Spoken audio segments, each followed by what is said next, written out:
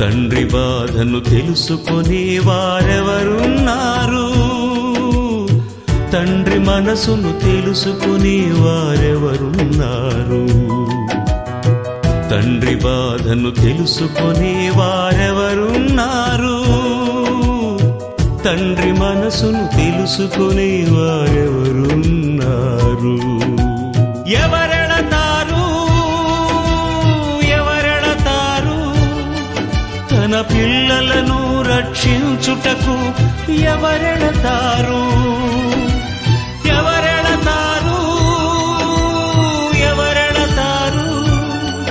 తన పిల్లలను రక్షించుటకు? ఎవరెళతారు? తండ్రి బాధను కళ్ళారా చూసిన క్రీస్తే బలి అయినాడు. తండ్రి తనయుడేసే బలి అయినాడు, బలి అయినాడు. తండ్రి బాధను తెలుసుకునే వారెవరున్నారు?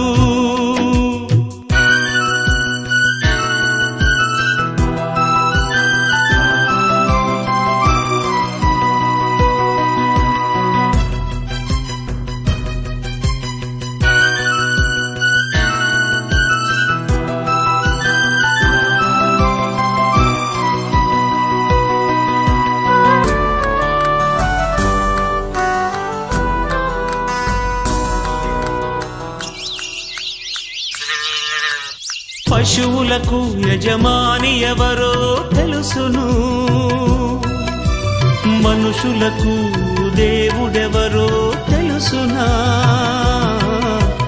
పశువులకు యజమాని ఎవరో తెలుసును, మనుషులకు దేవుడెవరో తెలుసునా?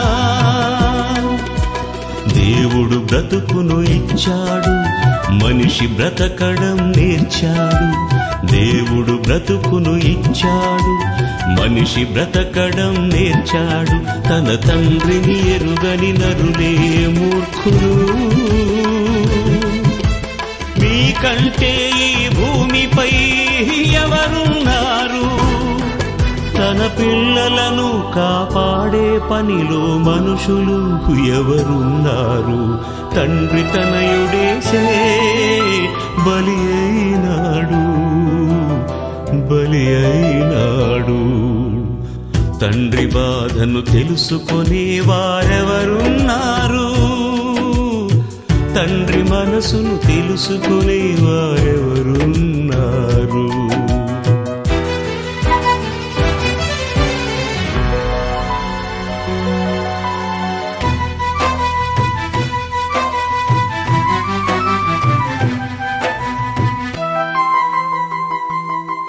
నీ జననం నీ మరణం ఒంటరితనమే, నీ బ్రతుకు ముగియుటకు చాలును ఒకే ఒక్క క్షణమే.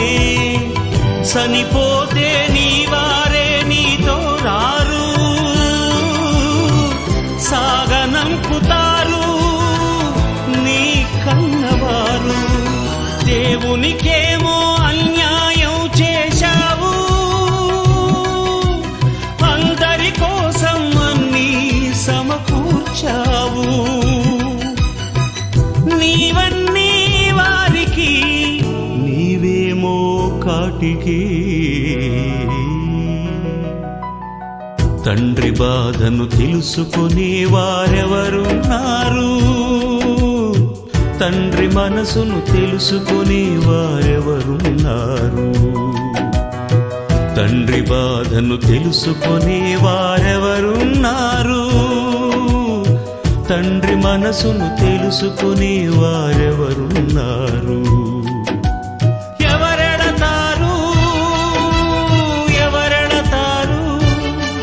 తన పిల్లలను రక్షించుటకు? ఎవరెళతారు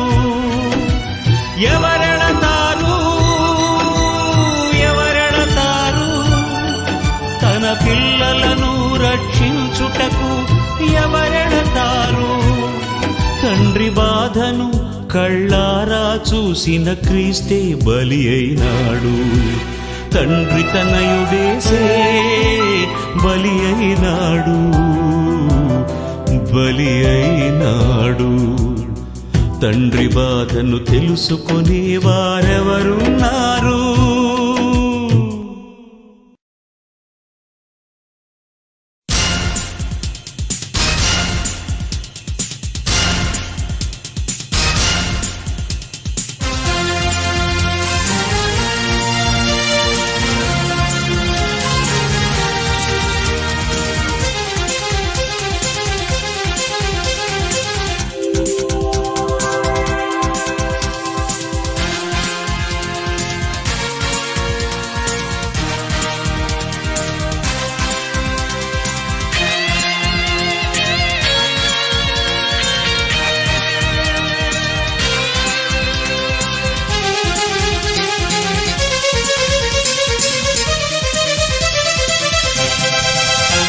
ప్రతి మనిషికి చరిత్ర ఉంది, బైబిలే దాన్ని తెలుపుతుంది. మనుషులందరిది మరో లోకమంది. ప్రతి మనిషికి చరిత్ర ఉంది, బైబిలే దాన్ని తెలుపుతుంది. మనుషులందరిది మరో లోకమంది. జీవ గ్రంథంలో జ్ఞానముంది, శాస్త్రవేత్త తలదించుతుంది. చదువుతానంటే చరిత్ర ఉంది, అది సకల శాస్త్రాలను అధిగమించినది బైబిలు. అది సకల శాస్త్రాలను అధిగమించినది బైబిలు. ప్రతి మనిషికి చరిత్ర ఉంది, బైబిలే దాన్ని తెలుపుతుంది. మనుషులందరిది మరో లోకమంది.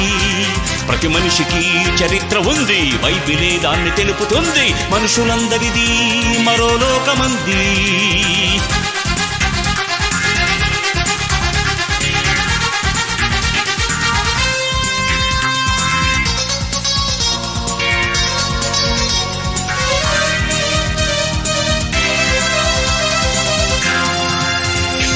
జీవశాస్త్రమే ఎరుగని జీవిత చరిత్ర, జీవ గ్రంథమే చెప్పిన మనిషి చరిత్ర.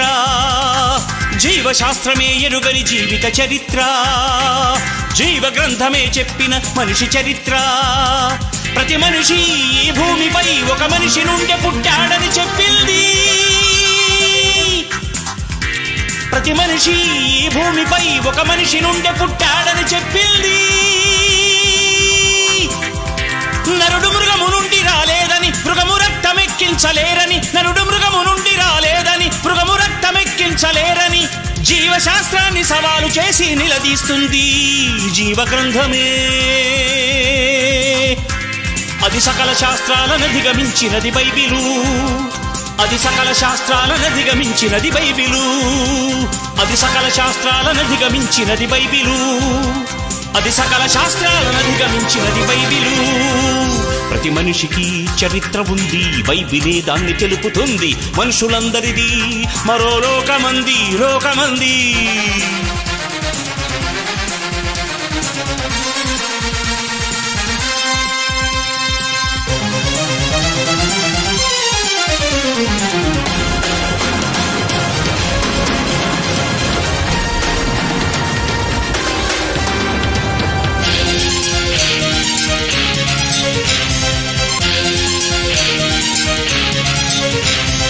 ఆది యందు దేవునిలో మనమే ఉన్నవారం, ఆదాములోకి దేవుని నుండి వచ్చిన వారం.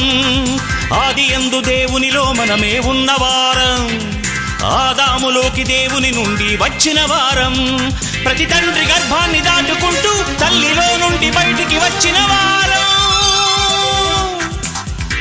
ప్రతి తండ్రి గర్భాన్ని దాటుకుంటూ తల్లిలో నుండి బయటికి వచ్చిన వారం.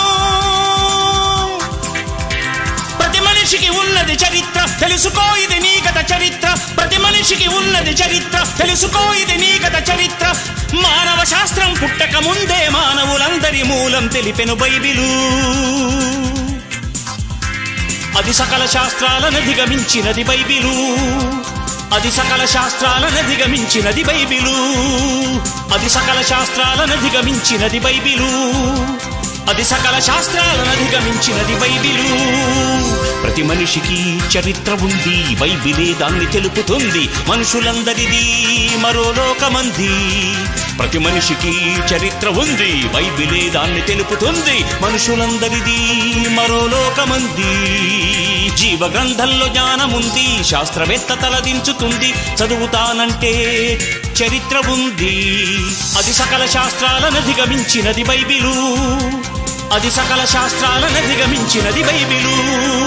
ప్రతి మనిషికి చరిత్ర ఉంది, బైబిలే దాన్ని తెలుపుతుంది. మనుషులందరిది మరో లోకమంది.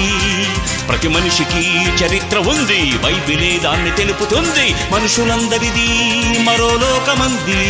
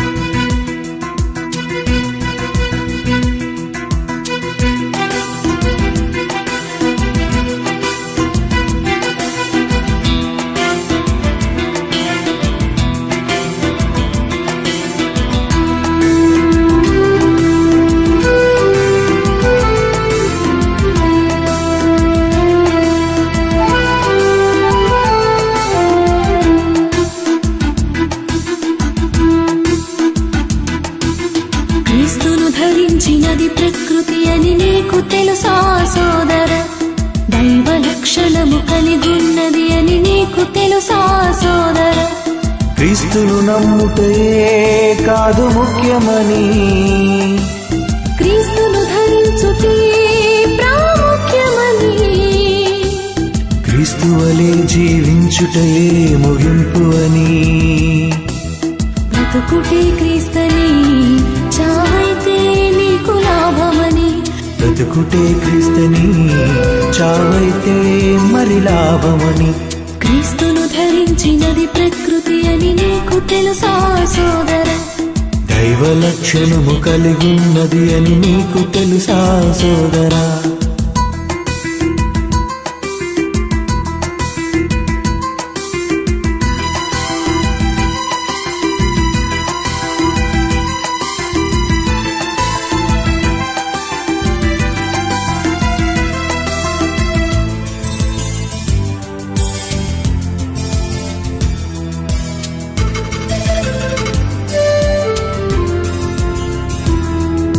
సులభముగా లోబడినది ఏ మనిషిని బలి కోరనిది, పక్షపాతం లేనిది అందరి ఆకలిని తీర్చునది. త్యాగమే దానికి ప్రాణాన్ని ఇస్తుంది మనిషికి, త్యాగమే దానికి ప్రాణాన్ని ఇస్తుంది మనిషికి. క్రీస్తు వలె మృదువైనది, క్రీస్తు వలె మృదువైనది, దేవుని లక్షణమిదే అని తెలుపుతున్నది. దేవుని ప్రేమే నీలో ఉందా? ఈ ప్రకృతిలోనే కనిపిస్తుందా? దేవుని ప్రేమే నీలో ఉందా? ఈ ప్రకృతిలోనే కనిపిస్తుందా? క్రీస్తును ధరించినది ప్రకృతి అని నీకు తెలుసా సోదర?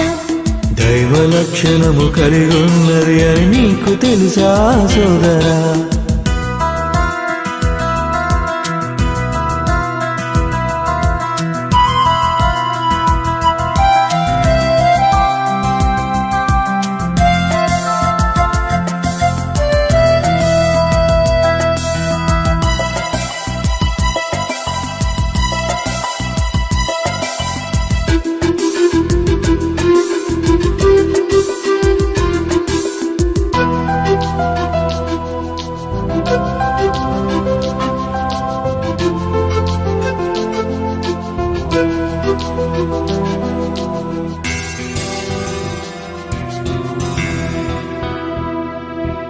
సూర్యుడు ఉదయించును, నీ కాలాన్ని గుర్తు చేయును. ప్రతి చెట్టు ఫలించును, ప్రాణవాయువును నీకిచ్చును. త్యాగమే దానికి రోగాన్ని తీస్తుంది మనిషికి. త్యాగమే దానికి రోగాన్ని తీస్తుంది మనిషికి. క్రీస్తు వలె బలి అయినది, క్రీస్తు వలె బలి అయినది. దేవుని లక్షణమిదే అని తెలుపుతున్నది. దేవుని తత్వం నీలో ఉందా? ఈ ప్రకృతిలోనే కనిపిస్తుందా? దేవుని తత్వమే నీలో ఉందా? ఈ ప్రకృతిలోనే కనిపిస్తుందా? క్రీస్తును ధరించినది ప్రకృతి అని నీకు తెలుసా సోదర? దైవ లక్షణము కలిగున్నది అని నీకు తెలుసా సోదర? క్రీస్తును నమ్ముటే కాదు ముఖ్యమని, క్రీస్తును ధరించుటే ప్రాముఖ్యమని. క్రీస్తు వలె జీవించుటే ముగింపు అని. బ్రతుకుటే క్రీస్తని, చావైతే నీకు లాభమని. బ్రతుకుటే క్రీస్తని, చావైతే మరి లాభమని. బ్రతుకుటే క్రీస్తని, చావైతే నీకు లాభమని. బ్రతుకుటే క్రీస్తని, చావైతే మరి లాభమని.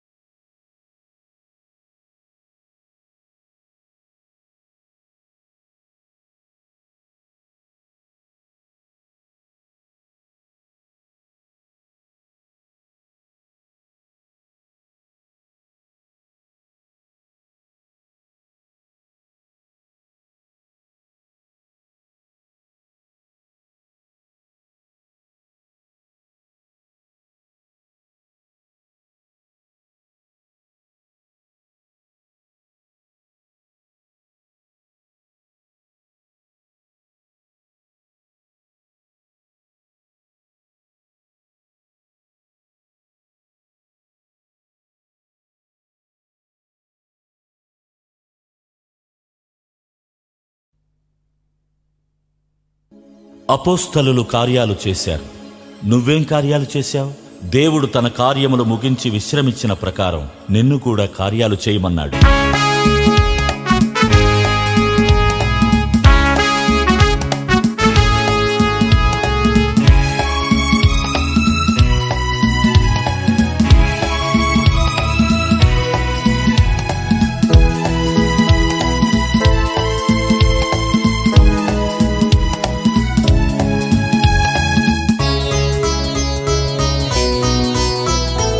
ఈ భువిలో పని ఉందని ఆ దేవుడుంచాడని, ఈ భువిలో పని ఉందని ఆ దేవుడుంచాడని.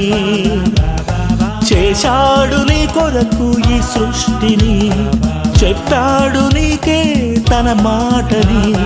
తన కార్యము ముగించి వెళ్ళాడు, తనలాగే చెయ్యాలని చెప్పాడు. ఈ భువిలో పని ఉందని ఆ దేవుడుంచాడని, ఈ భువిలో పని ఉందని ఆ దేవుడుంచాడని.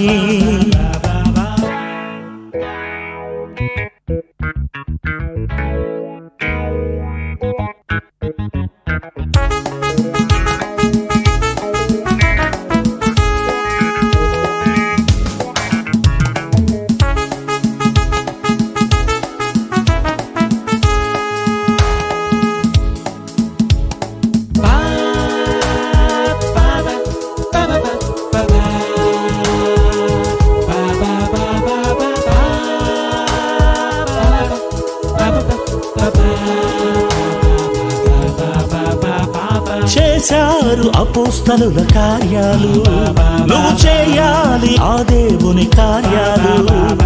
పగలైన రాత్రైనా ఆ దేవునిలాగే చెయ్యాలి నీవు తన కార్యములు. చేశాడు దేవుడు నీ కొరకే కార్యాలు, తన కార్యాలు ముగించి వెళ్ళాలిగా. తన కార్యము ముగించి వెళ్ళాడు, తనలాగే చెయ్యాలని చెప్పాడు. ఈ భువిలో పని ఉందని ఆ దేవుడుంచాడని, ఈ భువిలో పని ఉందని ఆ దేవుడుంచాడని.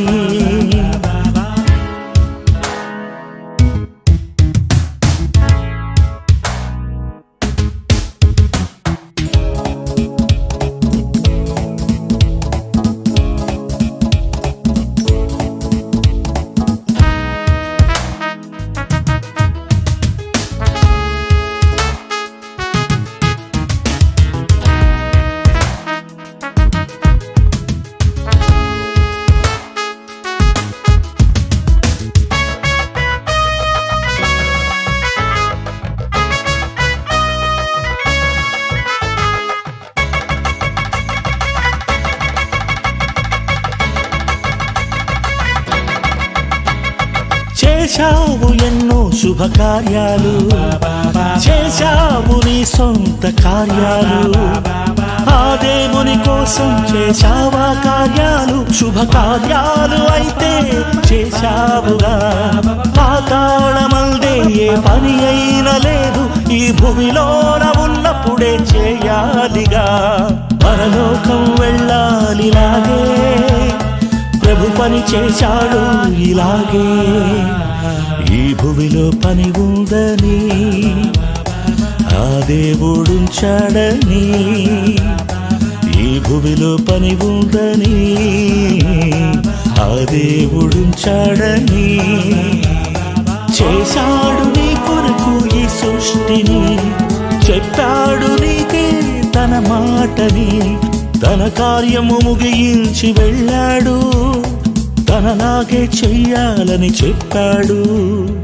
ఈ భూమిలో పని ఉందని ఆ దేవుడుంచాడని, ఈ భూమిలో పని ఉందని ఆ దేవుడుంచాడని.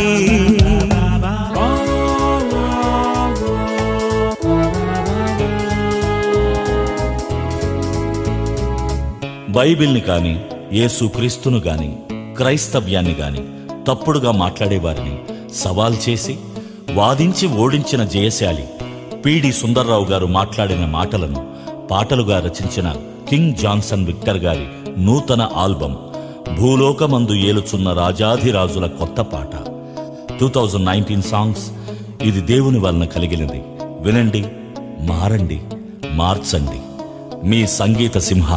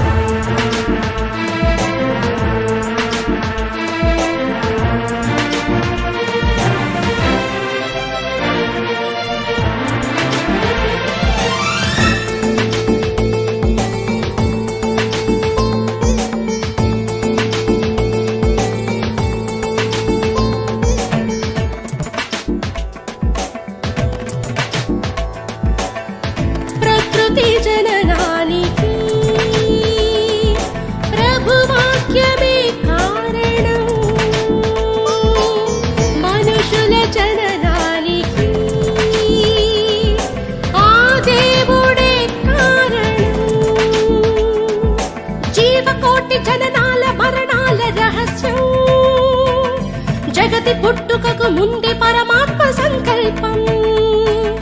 తన కొరకు బ్రతకాలని, తన ప్రేమ తెలియాలని కష్టించి పనిచేసి ఈ సృష్టి కలిగించి మన కొరకు ప్రతిరోజు విశ్వాన్ని నడిపించను. ప్రకృతి జననానికి ప్రభు వాక్యమే కారణం, మనుషుల జననానికి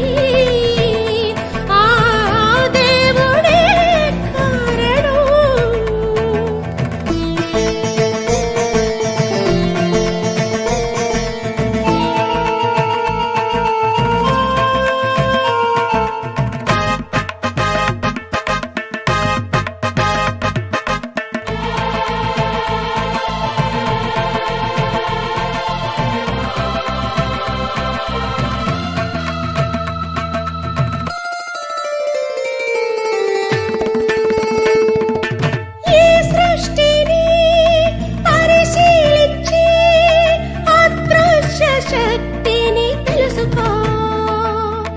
అణువణువును విభజించితే ఆ దేవుడున్నాడని తెలియును. సృష్టిలోని అదృశ్య లక్షణము చూడు, నేను తాకి వెళ్ళి ఆ గాలి లక్షణము చూడు. ఏ రూపము లేకుండాను నేను తాకి వెళ్ళింది అదృశ్య రూపము. ప్రకృతి జననానికి ప్రభువాక్యమే కారణం, మనుషుల జననానికి ఆ దేవుడే కారణం.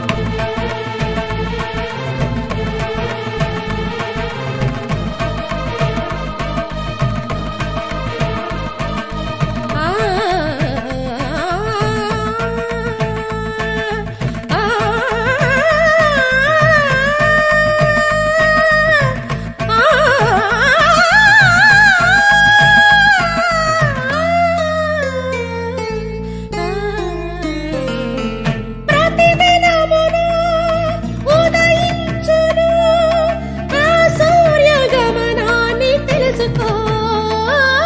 ప్రతి మనిషికి వెలిగించిన ఆ సూర్య శక్తిని తెలుసుకో. నిత్య శక్తి కలిగి ఉన్న దాన్ని చూడు, అంత శక్తి కలిగించే శక్తి ఎవరు? ఆ దేవుడే కలిగించెను, నీ కొరకే సూర్యుని వెలిగించెను. పరమాత్ముడే నడిపించెను, ఉదయాన్ని నీ కొరకు రప్పించెను. ఆ వెలుగు నీ కోసం, ఆ వేడి నీ కోసం, ఈ గాలి నీ కోసం, ఈ నేల నీ కోసం, ఈ నింగి నీ కోసం, ఈ నీరు నీ కోసం, ఈ కాయ నీ కోసం, ఈ పువ్వు నీ కోసం. ఎగిరే ఆ పక్షులను, తిరిగే ఆ జంతువును, పెరిగే ఆ మొక్కలను, సంద్రంలో చేపలను చేసిందెవరో? తెలియాలంటే సృష్టిని పరిశీలిస్తే పరమాత్మని చెబుతుంది. అణువణువును విడగొడితే పరమాణువు అవుతుంది, పరమాణువు విడగొడితే శబ్దం పుడుతుంది, శబ్దం వలనే విశ్వం పుట్టిందని చెబుతుంది. దేవుని వాక్యం సృష్టిని చేసిందని చెబుతుంది. కులము కాదు ఇది, మతము కాదు, మత గ్రంథమే కాదు బైబిలు. మహాజ్ఞానమని చదివితే జ్ఞానులైపోతారు అందరూ. విశ్వం పుట్టుక, వృక్షం పుట్టుక, మానవ పుట్టుక, జీవుల పుట్టుక, పక్షుల పుట్టుక, పురుగుల పుట్టుక, జీవమున్న జలచరము పుట్టుకను ముందే తెలిపిన బైబిలు మత గ్రంథం అవుతుందా? సకల శాస్త్రాలు కలిగిన బైబిల్ శాస్త్రం అవుతుందా? సృష్టికర్త వ్రాయించిన గ్రంథం, సృష్టిని గూర్చి తెలిపిన గ్రంథం, జనన మరణాలు తెలిపిన గ్రంథం, దేశ భవిష్యత్తు తెలిపిన గ్రంథం, సకల భాషలలో వెలసిన గ్రంథం బైబిలు. ముద్రించిన వాటిల మొదటి గ్రంథమే బైబిలు. ఆ వాక్యమే క్రీస్తు యేసని తెలుసుకో. ఇది నమ్మకపోతే రుజువుతో ఎదుర్కో.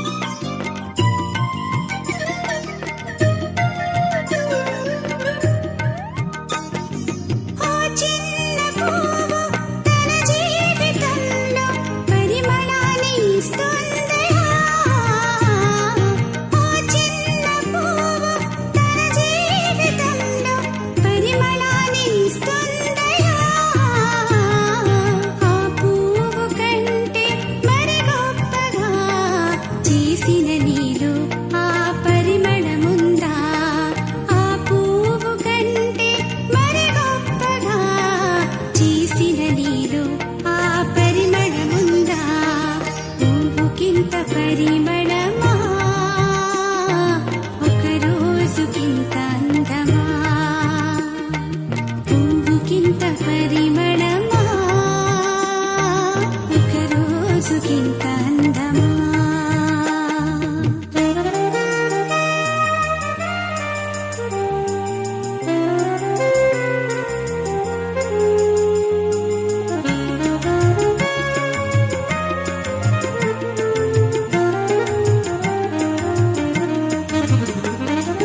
ఒకనాడు యేసు మన పాపములకై పరిమళాన్ని వెదజల్లేను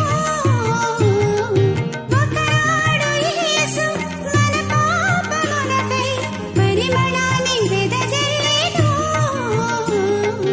ఆ యేసు మరణం నీ కోసమేనని ఇకనైనా గమనించవా ఆ యేసు మరణం నీ కోసమేనని ఇకనైనా గమనించవా పువ్వుకింత పరిమళమా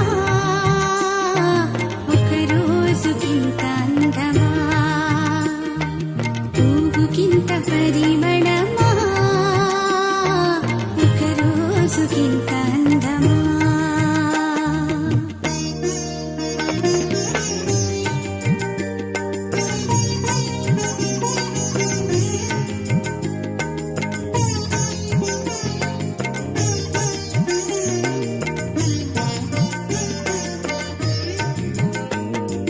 అతి చిన్న ఆయువు ప్రతి పువ్వు కలిగి అందరినీ ఆకర్షించెను అతి చిన్న ఆయువు ప్రతి పువ్వు కలిగి అందరినీ ఆకర్షించెను బహుకాలము బ్రతికి బహుజనులను పిలిచి సువార్తను వెదజల్లవా బహుకాలము బ్రతికి స్తుతులు చెల్లిస్తున్నాము దేవా. తండ్రి, మమ్మల్ని ప్రేమించి ఈ భూమి మీద బ్రతుకునిచ్చి బ్రతకటం నేర్పి మాకు కావలసిన సమస్తాన్ని మాకు ప్రసాదిస్తూ మీ చల్లని రెక్కల చాట్లను మమ్మల్ని కాచి కాపాడుతూ మరోసారి మీ పిల్లలుగా మేమంతా కలిసి మీ మాటల్ని ధ్యానించి పరలోకానికి బాటలు వేసుకొనుటకు మీరు చూపిన కృపకై కృతజ్ఞతలు తండ్రి. మీ పైన ప్రేమతో మీ మాటల పట్ల ఉన్న ఆసక్తితో మీ పిల్లలు ఎంతో ఆశతో మీ సన్నిధిలో మీ మాటల కొరకు ఎదురు చూస్తున్నారు. ఆశ కలిగిన ప్రాణాల్ని తృప్తిపరిచే సమయోచితమైన మాటలు నా నోటి ద్వారా పలికించమని మీ పిల్లలు కేవలము వినువారు మాత్రమేగా ఉండి వారిని వారు మోసపుచ్చుకుని వారుగా కాక విన్న ప్రతి మాటను బట్టి వారి బ్రతుకుని మీ వైపుకు మళ్లించుకొని మీ కొరకు ఫలాలు తెచ్చే పిల్లలుగా ఎదుగుటకు కృప చూపుమని యేసుక్రీస్తు వారి పరిశుద్ధమైన నామములో ప్రార్థన సమర్పిస్తూ అడిగి వేడుకొంచున్నాం పరమ తండ్రి. ఆమేన్.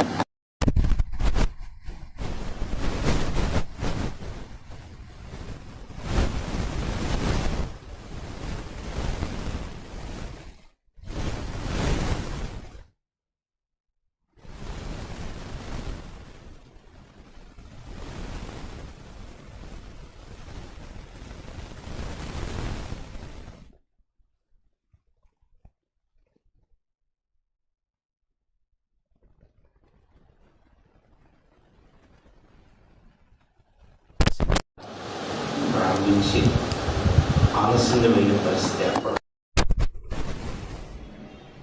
దయచేసి ఈ విషయాన్ని గమనించండి. అందరూ సమయాన్ని పాటించి మీరు త్వరగా వస్తే త్వరగా ఆరాధన ముగించుకొని వెళ్ళటానికి అవకాశం ఉంటుంది. చాలామంది మరి పెద్దవాళ్ళు ఉంటారు, షుగర్ పేషెంట్స్ ఉంటారు, వాళ్ళకి భోజనాలకి చాలా ఇబ్బందిగా ఉంటుంది. ఈ విషయాన్ని దయచేసి అందరూ గమనించండి. ప్రియులారా, లైవ్ వదులుతున్నాము. లైవ్లో చాలామంది ఎదురు చూస్తున్నారు, అన్న ఇంకెప్పుడు స్టార్ట్ చేస్తారు ఇంకెప్పుడు స్టార్ట్ చేస్తారని మెసేజ్లు పెడుతున్నారు. మీ అందరి కొరకు లైవ్ లీడ్ చేయాల్సి వస్తుంది. దయచేసి మరోలా భావించకుండా, అన్యదా భావించకుండా సమయాన్ని పాటించండి. త్వరగా రండి, త్వరగా ముగించుకొని మనం వెళ్ళటానికి అవకాశం ఉంటుంది. దేవుని చిత్తం అయితే మనం ఎక్కువ విషయాలు నేర్చుకోవడానికి అవకాశం ఉంటుంది. ఓకే అండి. మరి దేవుడిచ్చిన మహాకృపను బట్టి మరో ఆదివారంలో మరెన్నో విషయాలు మనం నేర్చుకోవటానికి దేవుడు కృప చూపాడు. నేటి ఈ ఆరాధనలో మనందరం కలిసి ఒక మంచి పాఠాన్ని ఆలోచిద్దాం. విశ్వంలో విషపు జీవులు అనే పాఠాన్ని మనము ఆలోచిద్దాం. ప్రియులారా, విశ్వం అంటే మనకు తెలుసు. ఈ విశ్వంలో భూమి, చంద్రుడు, సూర్యుడు, నక్షత్రాలు ఇలా చాలా గొప్పదిగా విస్తరించి ఉన్న మనకు కంటికి కనబడుతున్నది. అలాగే మన కంటికి కనబడకుండా ఉన్నటువంటి ఈ విస్తీర్ణంగా కనిపిస్తున్నటువంటి మనిషి ఒకవేళ ప్రయాణం చేసి ఈ విశ్వాన్ని దాటాలనుకుంటే 270 కాంతి కోట్ల సంవత్సరాలు పట్టేంత పెద్దదిగా కనబడుతుంది. అలాంటి ఈ విశ్వంలో, ఇంత పెద్దగా కనబడుతున్న ఈ విశ్వంలో విషపు జీవులు ఏంటి అని అంటే వెంటనే మన జ్ఞాపకాలకి కొన్ని గుర్తొస్తాయి. అవేంటి అని అంటే సూక్ష్మజీవులని, మనిషికి హాని కలిగించేవని, మనిషికి ప్రాణాంతకమైనవి అని కొన్ని గుర్తొస్తాయి. ఈ విషపు జీవుల పైన మనిషి ఎన్నో పరిశోధనలు చేసి శాస్త్రమే రాసుకున్నాడు, ఒక ప్రత్యేకమైన శాస్త్రం. దాని పేరే టాక్సికాలజీ అని అంటారు, విష విజ్ఞాన శాస్త్రం అని అంటారు దాన్ని. ఈ విష విజ్ఞాన శాస్త్రం అనే ఈ పదాన్ని గ్రీకు నుండి తీసుకున్నారు, గ్రీకు భాష నుండి. గ్రీకులో టాక్సికస్ అనే ఆ మాటకి అర్థం ఏంటంటే విషపూరితమైనది లేదా ప్రాణాంతకమైనది, ప్రమాదకరమైనది అని అర్థం. అలాంటిది భారతదేశంలో కూడా యూపీలో ఒక యూనివర్సిటీ ఉంది దీని గురించి. ఈ విషయం గురించి ఎప్పుడు రీసెర్చ్ జరుగుతూనే ఉంటుంది. అక్కడ పరిశోధనలు చేసి ఎన్నింటినో కనుగొంటూనే ఉంటారు. అందులో ప్రత్యేకించి ఈ ప్రత్యేకమైన శాస్త్రం గురించి మనిషి పరిశోధన చేసి ఎన్నో కనుక్కుంటున్నాడు. ఇప్పటికి ఎన్నింటినో మనిషికి పరిచయం చేశాడు. అయినా ఈ శాస్త్రం గురించి మనం ఎందుకు తెలుసుకోవాలి, శాస్త్రం గురించి మనం తెలుసుకోవాల్సిన అవసరం ఏముంది అని చాలామంది చదువుకోలేని వాళ్ళలో ఒక ప్రశ్న వస్తుంది. అదేదో చదువుకున్న వాళ్ళకి సంబంధించింది అనే భావన ఏర్పడుతుంది. అందుకే మొదలు దాన్ని క్లారిఫై చేసి ముందుకెళ్తాను. ఏంటి శాస్త్రము అంటే కేవలము చదువుకునే వాళ్ళు మాత్రం చదివేది లేదా నేర్చుకునేది కాదు. అసలు సైన్స్ లేదా శాస్త్రము అన్న పదానికి అర్థం ఏంటంటే దేన్నైనా ఒక క్రమమైన పద్ధతిలో చేయటం. ఇంకో మాటలో చెప్పాలంటే క్రమమైన జ్ఞానము, నియమన పద్ధతిలో జరిగే ఏ ప్రక్రియనైనా శాస్త్రం అంటారు. ఉదాహరణ,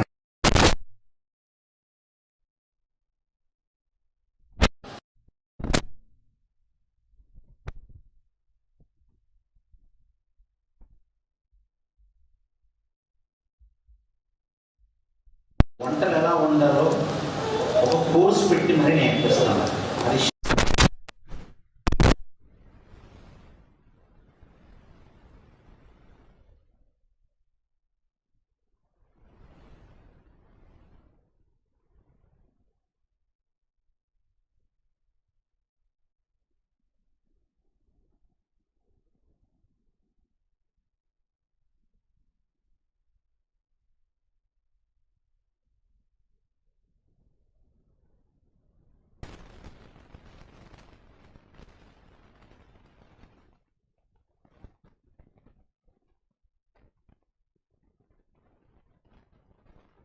పద్ధతిలో పూజిస్తున్నారు. ఒకదాని తర్వాత ఒకటి. వాటిని కలిపేది ప్లేట్లో, మనం ప్లేట్లో కలిపి నోట్లో పెట్టుకుంటాం. ఇది పద్ధతి. అంతేగాని ఆహారం ప్లేట్లో ఉంది కదని ఫస్ట్ నోట్లో వేసి చెయ్యి నోట్లో పెట్టి ఎవరు కలుపుకోరు. కలిపేది ప్లేట్లో, పెట్టేది నోట్లో. ఇది పద్ధతి. అలాగని నోట్లో పెట్టుకొని మొత్తం ఆహారం అంతా నోట్లో వేసి ఓ గరిటేసి తిప్పేయచ్చు కదా, అది పద్ధతి కాదనమాట. ఏదైనా ఒక క్రమమైన పద్ధతిలో చేసామనుకో అది శాస్త్రము. మనం వండుకోవటం శాస్త్రము, వండుకున్న ఆహార పదార్థాలని భుజించటం శాస్త్రం. అందుకే శాస్త్రం అంటే ఏదో అనుకోకండి. మన చుట్టూ ఉన్న వాటి గురించి క్రమమైన పద్ధతిని నేర్చుకుంటూ పాటించటం శాస్త్రం అండి. విషయము మన చుట్టూ ఉన్నటువంటి వాటిలో ఒకటి. ఆ విషయం గురించి మనం తెలుసుకోవటం శాస్త్రం అయితే, దాని నుంచి దేవుడు మనకేం నేర్పుతున్నాడన్నది దైవ జ్ఞానం అవుతుంది. ప్రియులారా, ఈ విషయ విజ్ఞానం ఏదైతే ఉందో ఇది 3 రకాలుగా చదువుతుంటారు. లోకంలో ఉన్న విషాల గురించి, పాయిజన్ గురించి, విషపూరితమైనటువంటి పదార్థాల గురించి 3 రకాలుగా చదువుతారు. ఒకటి, జీవశాస్త్రములో విషం. జీవశాస్త్రం అంటే జంతువులు, పక్షులు, అలా బ్రతికే, చెలించే, జీవించే ప్రతి వాటిని జీవశాస్త్రంలో ఉంచారు. అలాంటి వాటి వల్ల ఏ విషయం ఉంది, ఎలాంటి విషయం ఉంది అనే దాన్ని జీవశాస్త్రంలో చదువుతారు. దానికి ఒక పాము ఎలా విషపూరితమైందో చెప్తుంటారు. పాములో విషం ఎంత ప్రమాదకరమైందో చెప్తుంటారు. ఒక కప్ప ప్రమాదకరమైంది ఏంటి, కప్ప విషపూరితమైంది ఏంటి అని మీకు సందేహం కలగవచ్చు. కొన్ని ప్రాంతాల్లో కొన్ని కప్పలు ఉంటాయి. ఆ కప్పను ముట్టుకుంటే మనిషి చచ్చిపోతాడు. ఆ కప్ప మనిషిని తాకితే మనిషి చచ్చిపోతాడు. ఆ కప్పలో నుంచి విషాన్ని చిమ్ముతుంటాయి అవి. ఇలా ఆ విషయము మనిషి మీద పడితే చనిపోతుంటారు. కొన్ని సాలిడులు ఉంటాయి. 30-40 వేల సాలిడ్లు కనుక్కున్నారు. ఇంకో 10,000 సాలిడ్లు పరిశోధనలో సంపూర్ణంగా తెలియకుండా ఉన్నాయి. అంటే ఒక 40-50 వేల రకాల సాలిడ్ పురుగులే ఉన్నాయంటే ఆలోచించండి. చాలామంది పామే విషపూరితమైంది అనుకుంటారు, కానీ సాలిడు అంతకంటే విషపూరితమైంది. మన ఇంట్లో కనబడుతున్నటువంటి అక్కడక్కడ మరి నెట్టులా కనబడుతుంటుంది. ఆ సాలిడు అల్లినటువంటి నెట్టు అంటాడు. సాలిడు తీగ అల్లి ఉంటుంది. అది ఆ సాలిడ్ గురించి కాదు. కొన్ని సాలిడ్లు ఉంటాయండి. ఆ సాలిడ్ కనుక మన శరీరం మీద కాటు వేస్తే దానికి వైద్యమే లేదు ఇప్పటికీ. అంత ప్రమాదకరమైనటువంటి సాలిడ్లు ఉన్నాయి. అలా కేవలము పాములు, కప్పలు, సాలిడ్లే కాదు, తేళ్ళు ఉంటాయి. పాము కంటే విషపూరితమైన తేళ్ళు ఉన్నాయి. పాము కాటు వేస్తే మనిషి కొద్దిసేపైన బ్రతుకుతాడు, కానీ తేలు కాటు వేస్తే క్షణాల్లో చచ్చిపోతాడు అని చెప్తుంటారు. అలా దోమలు ఉన్నాయి. అలెగ్జాండర్ ది గ్రేట్ అని ప్రపంచాన్ని జయించినటువంటి శూరుడు, ధీరుడు అని చెప్తుంటారు ఆయన. కానీ ఆయన ఎలా చనిపోయాడు తెలుసా? చాలామందికి తెలియదు. మలేరియా వచ్చి చనిపోయాడు దోమకాటు వల్ల. అంత పెద్ద మహానుభావుడు ప్రపంచంలో ఉన్న దేశాలన్నిటి జయిస్తూ అతి చిన్న వయస్సులో వీరంగం సృష్టించినటువంటి ఒక ధీరుణ్ణి దూరంలో ఉంటే కంటికి కూడా కనిపించినంత చిన్న దోమ చంపిందంటే ఆ దోమలో ఉన్నది ఎంత పెద్ద విషయము ఆలోచించండి. సూక్ష్మజీవులు ఇప్పుడు ప్రపంచాన్ని వణికించేస్తున్నాయి. ఎంత భయంకరమైన తెగుళ్ళు వస్తున్నాయో రోజు మనిషి వాటికి బిక్కుమంటూ బ్రతికే పరిస్థితి మన కళ్ళ ముందు. మన అందరం దానికి కళ్ళతో చూస్తున్నాము. దాని బారిన పడ్డవాళ్ళు చాలామంది ఉన్నారు. సూక్ష్మజీవులు, బ్యాక్టీరియా కావచ్చు, ఫంగస్ కావచ్చు, ఆల్గే కావచ్చు, వైరస్ కావచ్చు, ఇలా ఏదైనా తీసుకురండి. ఇవన్నీ ఏంటనుకుంటున్నారు? చాలా విషపూరితమైనవి. ఇలా జీవశాస్త్రములో అనేక రకాల విషమును చిమ్మేటువంటివి విషపూరితమైన జీవులు ఉన్నాయి. అలా జంతు శాస్త్రంలో కూడా ఉన్నాయి కొన్ని. జంతు శాస్త్రంలో, వృక్షశాస్త్రంలో ఇలా పెద్ద పెద్ద జంతువులు కూడా ఉన్నాయి. చిన్న జంతువులు ఉన్నాయి. ప్రాకే పురుగులు ఉన్నాయి. ఎన్నో ఉన్నాయి. ఇవన్నీ జంతు శాస్త్రంలోనే వస్తాయి. ఇవన్నీ జీవశాస్త్రంలో వస్తాయి. అలాగే వృక్షాలలో కూడా ఉన్నాయి. గన్నేరు పప్పు అని ఉంటుంది, మీకు తెలుసు. గన్నేరు పప్పును తిన్నారనుకోండి, కందిపప్పు తిన్నట్టుగా తింటే చచ్చిపోతారు. మరి జీడిపప్పు తిన్నట్టుగా దాన్ని తిన్నారనుకోండి, చనిపోతారు. అన్నేదో మంచి ఐడియాలు ఇస్తున్నారు చావడానికి అనుకోకండి. ఎప్పుడైనా అవకాశం వస్తే సూసైడ్ చేసుకోవడానికి ఇదేదో భలే మంచి అవకాశం ఉంది అనుకోకండి. ఇంత గన్నేరు పప్పు తెచ్చేసుకొని నోట్లు వేసుకొని అంటే అయిపోతుంది అనుకోకండి. అవి విషపూరితమైనవి అని చెప్తున్నాను. అలాగని సూసైడ్ చేసుకోవడానికి ఐడియా ఇవ్వట్లేదు నేను. అది ఇంకా ప్రమాదం. దేవుడికి లెక్క చెప్పాల్సిన అవసరం ఉంటుంది. ఇవన్నీ చాలా ప్రమాదకరమైనవి, అక్కడక్కడ మనం వింటుంటాం. అలాగే జంతు శాస్త్రంలో, వృక్ష శాస్త్రంలోనే కాదు, రసాయన శాస్త్రం అనేది ఒకటి ఉంటుంది, కెమిస్ట్రీ అని. దాంట్లో కూడా కొన్ని రసాయనాలను తయారు చేస్తారు. ఇవి చాలా ప్రమాదకరమైనది. జంతువుల విషయం కన్నా, అలాగే వృక్షాల విషయం కన్నా ఇవి చాలా ప్రమాదకరమైన విషయం. అందులో ఒకటి సైనైడ్ అని ఉంటుందండి. సైనైడ్. ఈ సైనైడ్ అనేటువంటి దాన్ని ల్యాబొరేటరీలో తయారు చేస్తారు. మీ అందరికీ ఓ మాట తెలిసే ఉంటుంది. భోపాల్లో ఒక ట్రాజెడీ జరిగింది. భోపాల్లో ఒక ఐసోసైనైడ్ అనేటువంటిది ప్రజల మధ్యకి రిలీజ్ అయిపోయి పడుకున్నోళ్ళు పడుకున్నట్టుగా శవాలు అయిపోయారు అక్కడ చాలామంది. అదొక భయంకరమైనటువంటి ట్రాజెడీ. ఒక రసాయన కంపెనీ, ఆ కంపెనీలో ఐసోసైనైడ్ బ్లాస్ట్ అవ్వటం వల్ల, బయటికి రిలీజ్ అవ్వటం వల్ల గాలి పీల్చుకున్న వారు పీల్చుకున్నట్టే చనిపోయారు. ముంబైలో కూడా క్లోరిన్ రిలీజ్ అయింది. క్లోరిన్ రిలీజ్ అవ్వటం వల్ల ఆ సిలిండర్స్ పేలిపోయి నిల్చున్నట్టుగా దద్దుర్లు వచ్చి చెరినంత గోక్కుంటూ ఆ బాధను భరించలేక పీల్చుకున్నది ఊపిరితిత్తుల్లో విషపూరితమై చనిపోయిన సందర్భాలను. ఇలా అక్కడక్కడ ఇలాంటి విషయం బయటికి రావటం కనిపిస్తుంటుంది. అలాగే ఆముదపు గింజల పొట్టు ఉంటుంది చూసారా?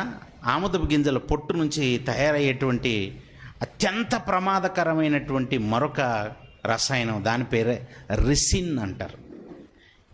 సైనైడ్ అయితే ఒక రసాయన పదార్థం, దాన్ని తిని లేదా ఎవరికైనా అందించినప్పుడు చనిపోతుంటారేమో, కానీ రిసిన్ అన్నది గాలి పీల్చుకుంటేనే చచ్చిపోతుంటారు. కొన్ని క్షణాల్లోనే జీవక్రియ మొత్తం అంతా స్తంభించిపోయి, జీవ వ్యవస్థ అస్తవ్యస్తం అయిపోయి మనిషి క్షణాల్లో చచ్చిపోతుంటాడండి. క్షణాల్లో. అంత ప్రమాదకరమైన రసాయనాలు ఉన్నాయి. చరిత్రలో కొందరికి రసాయనాలు ఇలాంటి ప్రమాదకరమైనవి అందించి చంపిన సందర్భాలు ఉన్నాయి. బ్రూస్లీ అనేటువంటి ఒక పెద్ద ఫైటర్ అండి. ఆయనను విషమిచ్చే చంపారు. ఆయన దేహంలోనికి గుణపం దింపినా దిగదు అన్నంత గట్టిగా ఉండేవాడట. ఒక మంచి ఫైటర్. ఆయన విషంతోనే చనిపోయాడు. విషం ఎవరికైతే ఎక్కిచ్చేస్తారో దేహం అంతా నల్లబడిపోతుంది కొన్ని క్షణాల్లోనే. ఇలా చాలా ప్రమాదకరమైనటువంటి విషయాలు ఉన్నాయి లోకంలో. ఇలాంటి విషయాలు అనేవి మనకి ప్రకృతిలో కనబడుతున్నాయి, మనుషులు తయారు చేస్తూనే ఉన్నాయి.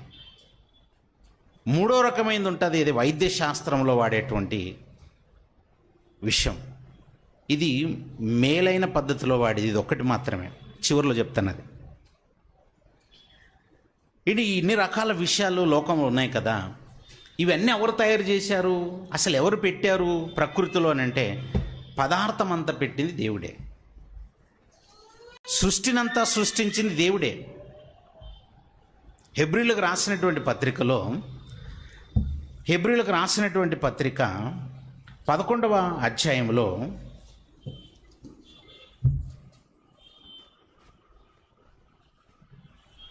3వ వచనాన్ని మనం చూస్తే, హెబ్రీలకు రాసినటువంటి పత్రిక 11వ అధ్యాయము 3వ వచనంలో, ప్రపంచములు దేవుని వాక్యము వలన నిర్మాణమైనవనియు అని ఉంటుంది చూడండి. ప్రపంచములు ఎలా నిర్మాణం అయ్యాయట? దేవుని వాక్యం వలన. అంటే దేవుని వాక్యం అంటే ఏంటి? దేవుని వాక్యం అంటే ఏదో కాదు. యోహాను సువార్త 1వ అధ్యాయము 1వ వచనంలో ఏమని ఉంటుంది? ఆదియందు వాక్యం ఉండెను, వాక్యము దేవుని యొద్ద ఉండెను, ఆ వాక్యమే దేవుడై ఉండెను అన్నమాట కనిపిస్తుంది. వాక్యము దేవుడై ఉండెను, దేవుని మాటే వాక్యం. అంటే దేవుని మాట వల్ల కలిగింది ప్రపంచము. వాక్యము నిర్మించింది అంటే దాని అర్థం ఏంటి? దేవుని మాట నిర్మించింది. దేవుడు పలికాడు. ఆదియందు దేవుడు పలికాడు. ఏమని పలికాడు? దేవుడు ఈ సృష్టి కలగమని చెబితే పలికాడు. అందుకే ఆదియందు దేవుడు భూమి ఆకాశమును సృజించను అంటే అవి కలగాలి అని అంటే వచ్చాయన్నమాట. అవి అంటే వచ్చాయి. ఈ విశ్వంలో ఇవన్నీ ఏమయ్యాయండి? అంటే వచ్చాయి. అంటే దేవుడే సృష్టించాడు. దేవుడే సృష్టించిన సృష్టిలో గన్నేరు పప్పు ఉంది. దేవుడు సృష్టించిన ఈ సృష్టిలోనే సైనైడ్ని తయారు చేయడానికి పదార్థం ఉంది. దేవుడు సృష్టించిన ఈ సృష్టిలోనే రిసిన్ని తయారు చేసేటువంటి పదార్థం ఉంది. అలా దేవుడు సృష్టించిన ఈ సృష్టిలోనే నాగుపాము ఉంది, నాజా నాజా అంటారు, కట్లపాము ఉంది, రస్సెల్స్ వైపర్ ఉంది, సముద్ర పాములు ఉన్నాయి, ఇలా రకరకాల పాములన్నీ ఉన్నాయి, కప్పలు ఉన్నాయి. అన్ని జీవరాశులని దేవుడు సృష్టించాడు. అంటే వాటిలో విషము కూడా పెట్టింది దేవుడే. దేవుడి విషం పెట్టి మనిషికి ప్రమాదకరమైనదిగా పెట్టాడా అని అంటే ఆదికాండం 1:31 ఏమని ఉంటుందంటే కాదు అనే సమాధానం ఉంటుంది. ఆదికాండము 1:31 దేవుడు తాను చేసినది యావత్తును చూసినప్పుడు అది చాలా మంచిదిగా నుండెను అని ఉంటుంది. చూడండి, దేవుడు తాను చేసినది యావత్తును చూసినప్పుడు అది ఎలా ఉందటండి? మంచిది. ఇప్పుడు యావత్తులు ఏమున్నాయి? పాములు ఉన్నాయి, కప్పలు ఉన్నాయి, సాలిడ్లు ఉన్నాయి, తేళ్లు ఉన్నాయి, ఇవన్నీ అందులోనే ఉన్నాయి కదా. కందిరీగలు అందులో లేవా? తేనెటీగలు అందులో లేవా? దోమలు అందులో లేవా? అన్నీ అందులోనే ఉన్నాయి. మరి ఇవన్నీ ఎలా చూశాడట దేవుడు? చాలా మంచిది, ఇవన్నీ మంచివి అంటున్నాడు. అది ప్రమాదం కదండి, విషయం కదా, అది విషయం కదా. మరి మంచిది అంటారు ఏంటి అని అంటే దేవుడు చెప్పాడంటే ఖచ్చితంగా మంచివే. దేవుడు చెప్పాడంటే మంచివేనమాట. అంటే పాములో విషం ఉంచటం కూడా మంచిదేనా? అవును, మంచిదన్నమాట. దోమల్లో విషం ఉంచటం కూడా మంచిదేనా? అంటే ఖచ్చితంగా దేవుడు చెప్పాడంటే మంచిదే. ఇది మంచిదే అని మనకు అర్థమవుతుంది. అది ఎలా మంచిదో చివరిలో చెప్తాను. ఎందుకు మంచిదో మీకు అర్థం కావాలి. దేవుడు ఎందుకు మంచిదని చెప్పాడో, చాలా మంచిదని ఎందుకు అన్నాడో మీకు తెలియాలి. కానీ ఇవి ప్రమాదకరంగా మాత్రం మనకు కనబడుతున్నాయి. ప్రస్తుతానికి మనకి ఇవన్నీ ఎలా కనబడుతున్నాయి? ప్రమాదకరమైనవిగా కనబడుతున్నాయి. ఇవే ప్రమాదకరమైనవి అనుకొని మనల్ని దారి మళ్లించేశాడు మరొకడు. ఇవన్నీ ప్రమాదకరమైనవని మనల్ని దారి మళ్లించేశాడు ఒకడు. ఇవి మాత్రమే ప్రమాదకరమైన, చూడు అడి చూడు అది ప్రమాదం, ఇది చూడు ఇది ప్రమాదం, ఇలా మనల్ని ఏం చేశాడంటే మన చూపు మళ్లించాడు, మొత్తం మనం దారి మళ్ళేటట్టు చేశాడు అన్నమాట. దాంట్లో తప్పేముందండి? ఇదంతా ప్రమాదమే కదా. ఎస్, ప్రమాదమే. కానీ ఇంతకంటే ప్రమాదకరమైనది మరొకటి వాడు లోకానికి ప్రవేశపెట్టాడు. అసలు అది విషయమే అన్నట్టుగా తెలియకుండా చేశాడు. చాలా జాగ్రత్తతో సైలెంట్గా చాప కింద నీరు అంటారు చూసారా, ఆ విధంగా వాడు ఆ నీటిని మన మనుషుల మధ్యకి తీసుకొని వచ్చేసాడు. చాప కింద నీరులా తీసుకొని వచ్చేసాడు. ఏంటి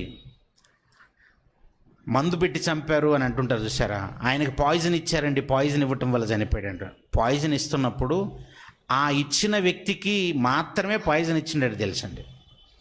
తీసుకుంటున్న వ్యక్తికి అది పాయిజన్ అన్న విషయం తెలియదండి. కొన్ని సందర్భాల్లో నిమ్మకాయలు ఉంటాయి చూసారా, నిమ్మకాయకి ఇంజెక్షన్ ఇస్తారండి. నిమ్మకాయకి ఇంజెక్షన్ ఇస్తారు. ఆ నిమ్మకాయలో పాయిజన్ ఉందన్న విషయం మనకు తెలియదండి. ఆ నిమ్మకాయని కోసుకొని చక్కగా మనము ఆహార పదార్థాల్లో తినేస్తుంటాం చూసారా, తిన్న తర్వాత తెలుస్తుంది అది విషయం. అది విషయం అన్న విషయం తిన్న ఆయనకు తెలియదు. డాక్టర్ల పరిశోధనలో ఈయనకు విషయం పెట్టారండి అని తెలుస్తుందండి. చనిపోయిన తర్వాత పోస్ట్ మార్టం రిపోర్ట్లో తెలుస్తుంటుందండి. అంటే ఈ విషయం వల్ల జరగాల్సిన నష్టం అంతా జరిగిపోతుంది. చాలా ప్రమాదం ఉందన్నమాట దీంతో, చాలా ప్రమాదం ఉంది. కొన్ని ప్రాంతాల్లోనండి ఊరికి మధ్య గొడవలు ఉండేవండి. ఇప్పుడు అలాంటివన్నీ తగ్గిపోయాయి అనుకోండి. ఈ కర్నూలు లాంటి ప్రాంతాల్లో ఫ్రాక్షన్ గొడవలు అనేవి ఎక్కువ ఉంటాయండి. అలాంటి ప్రాంతాల్లో ఏం చేసేవారు తెలుసా, నీళ్లు చేదుకోవడానికి బావులు ఉండేవండి అప్పట్లో, తాగే నీటి బావులు అనేవి. ఆ బావిలో ఎవరికి తెలియకుండా వెళ్ళిపోయి అందులో విషం కలపటం. ఏంటి జనరల్గా ఒక వాటర్ ట్యాంక్ ఉందనుకోండి, వాటర్ ట్యాంకులో మళ్ళీ వాటర్ ట్యాంక్ అంత విషం తెచ్చి కలపాల్సిన అవసరం లేదండి.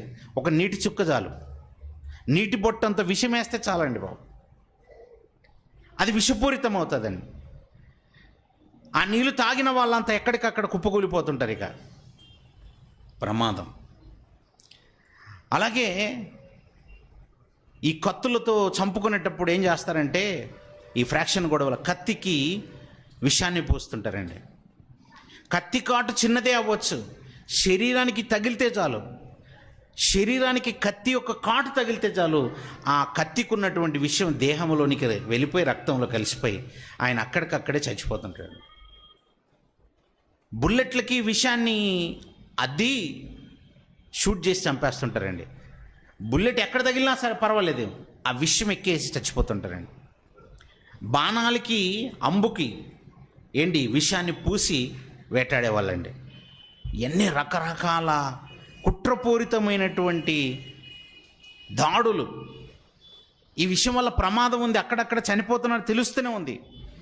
మనల్ని ఇలా దారి మళ్లించి ఇవే ప్రమాదకరమైన అన్నట్టుగా మన చూపుని మళ్లించి, మన ఆలోచనలు మళ్లించి, వాడు ఎంత ప్రమాదకరంగా మనిషిని మాల్చేశాడంటే, అసలు పాము అనగానే తలలో ఉంటుంది విషము, పాము అనగానే తలలో ఉంటుంది.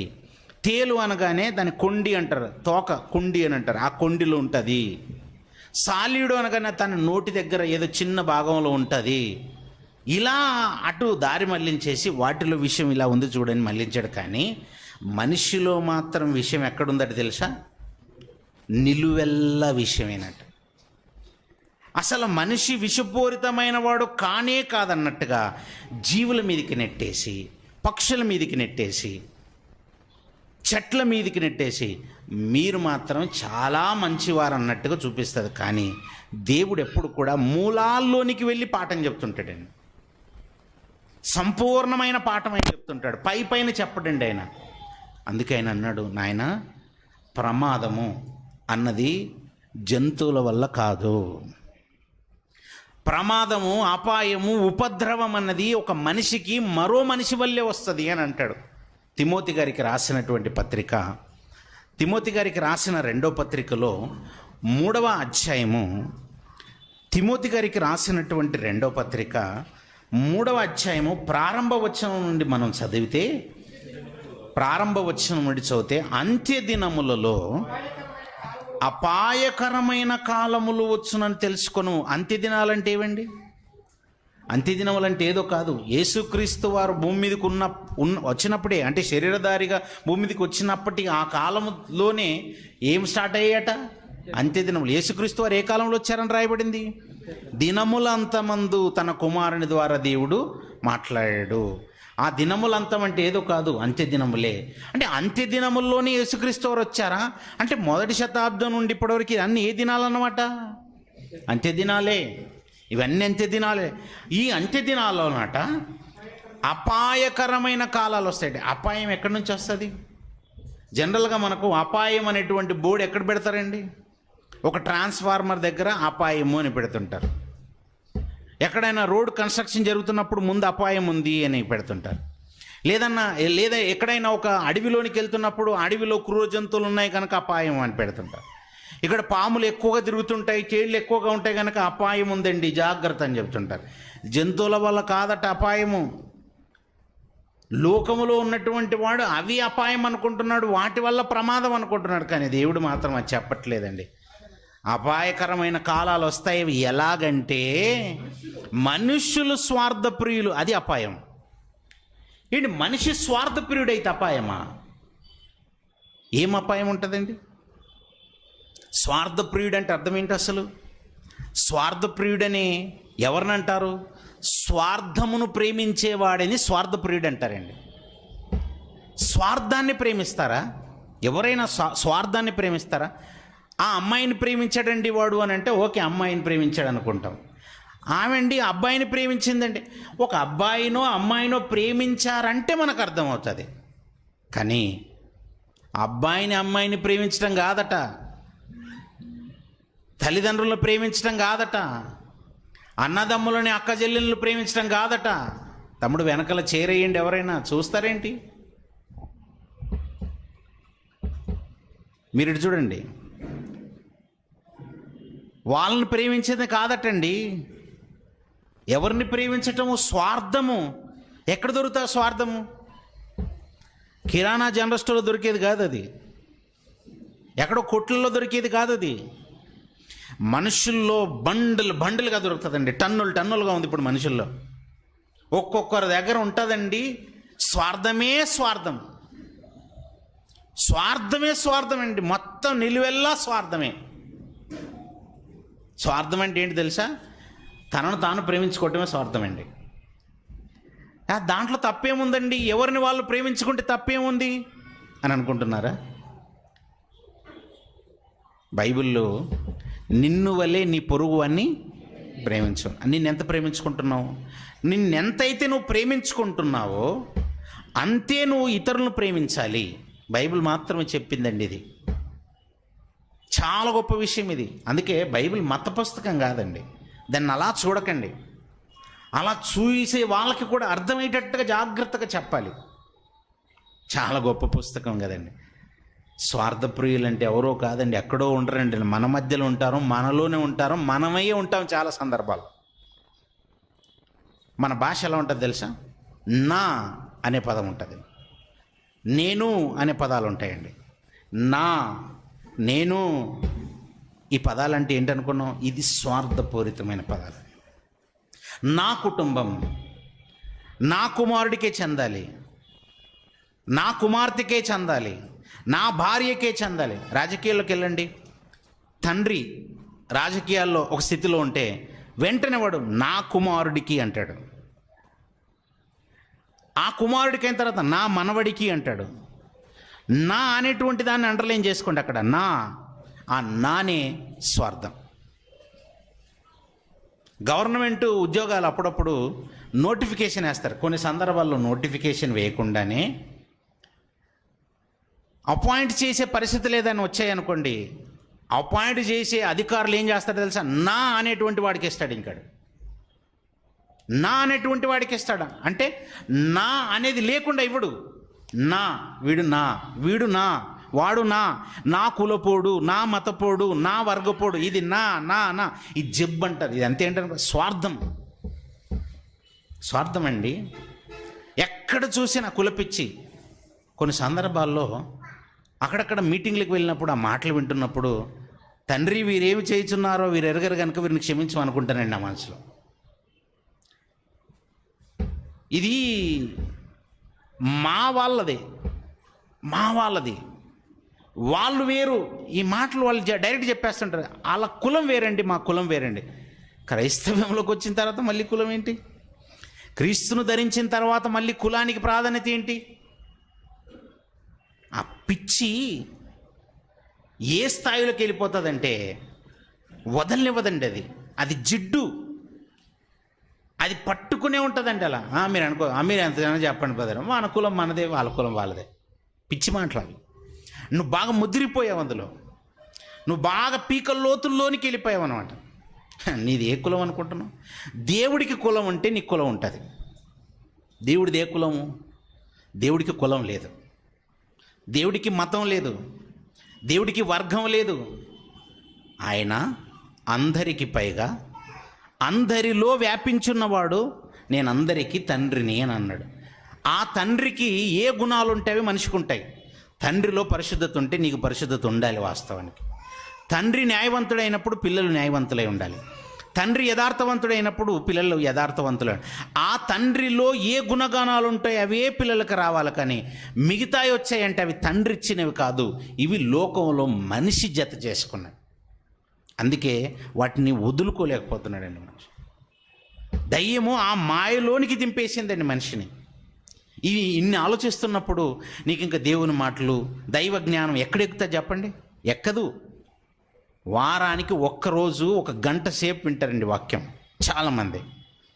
వారానికి ఒక్కరోజు 1 గంట, మొత్తం దినమంతా కూడా కాదు. గంట అయిన తర్వాత వెంటనే వాచ్ చూసుకుంటుంటారు. ఇంక వాళ్ళకి సమయం ఉండదండి, వెళ్ళిపోదాం అనిపిస్తుంటుందండి. అంటే వాళ్ళు దేవునికి లిమిటెడ్గా టైం ఇచ్చేస్తారు. 1 అవర్, 2 అవర్స్, 2 అవర్స్కి మించిన ఉండలేదు. మళ్ళీ నేను డ్యూటీకి వెళ్ళిపోవాలి, ఫలానా చేసుకోవాలి, ఇది ఉంటుందండి ఇలా మైండ్లో. సరే, అది మీ విఘ్నత. మీరు దేవునికి ఎంత ప్రియారిటీ ఇస్తున్నారన్నది మీ విఘ్నత. అది దానికి మీరే లెక్క చెప్పుకోండి. 1 గంట నువ్వు సమయం ఇస్తే, వారానికి 1 గంట ఇస్తే, నెలకి 4 గంటలు నువ్వు ఇచ్చినట్టు అంతే. ఎందుకంటే 4 వారాల్లో 4 గంటలే. సంవత్సరానికి ఎన్ని గంటలు ఇస్తావు? 12 నెలలు అయితే 12 × 4 గంటలు ఇచ్చావంతే. మహా అయితే సంవత్సరంలో కొన్ని గంటలే మనం ఇచ్చింది దేవుడికి.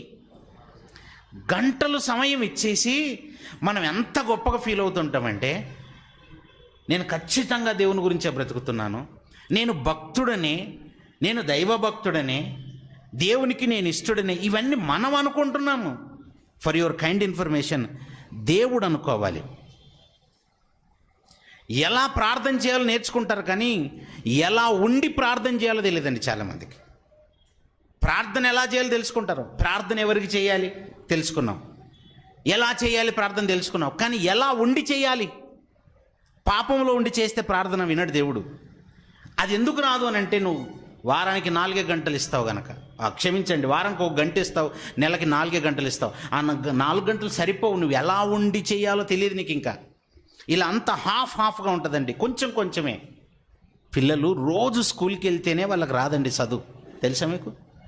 రోజు స్కూల్కి వెళ్తేనే 4-5 టీచర్లు మారి వాళ్ళని ఆట ఆడిపించుకుంటూ సరదాగా పాఠాలు చెప్తేనే రావట్లేదు. అలాంటిది గత 2 సంవత్సరాలుగా పిల్లలకి స్కూల్ లేదు. వస్తుందా? వాళ్ళు ఎంత మొద్దులైపోతున్నారు మనకు తెలియదా? మరి వాక్యం కూడా అంతేనండి, రాదు.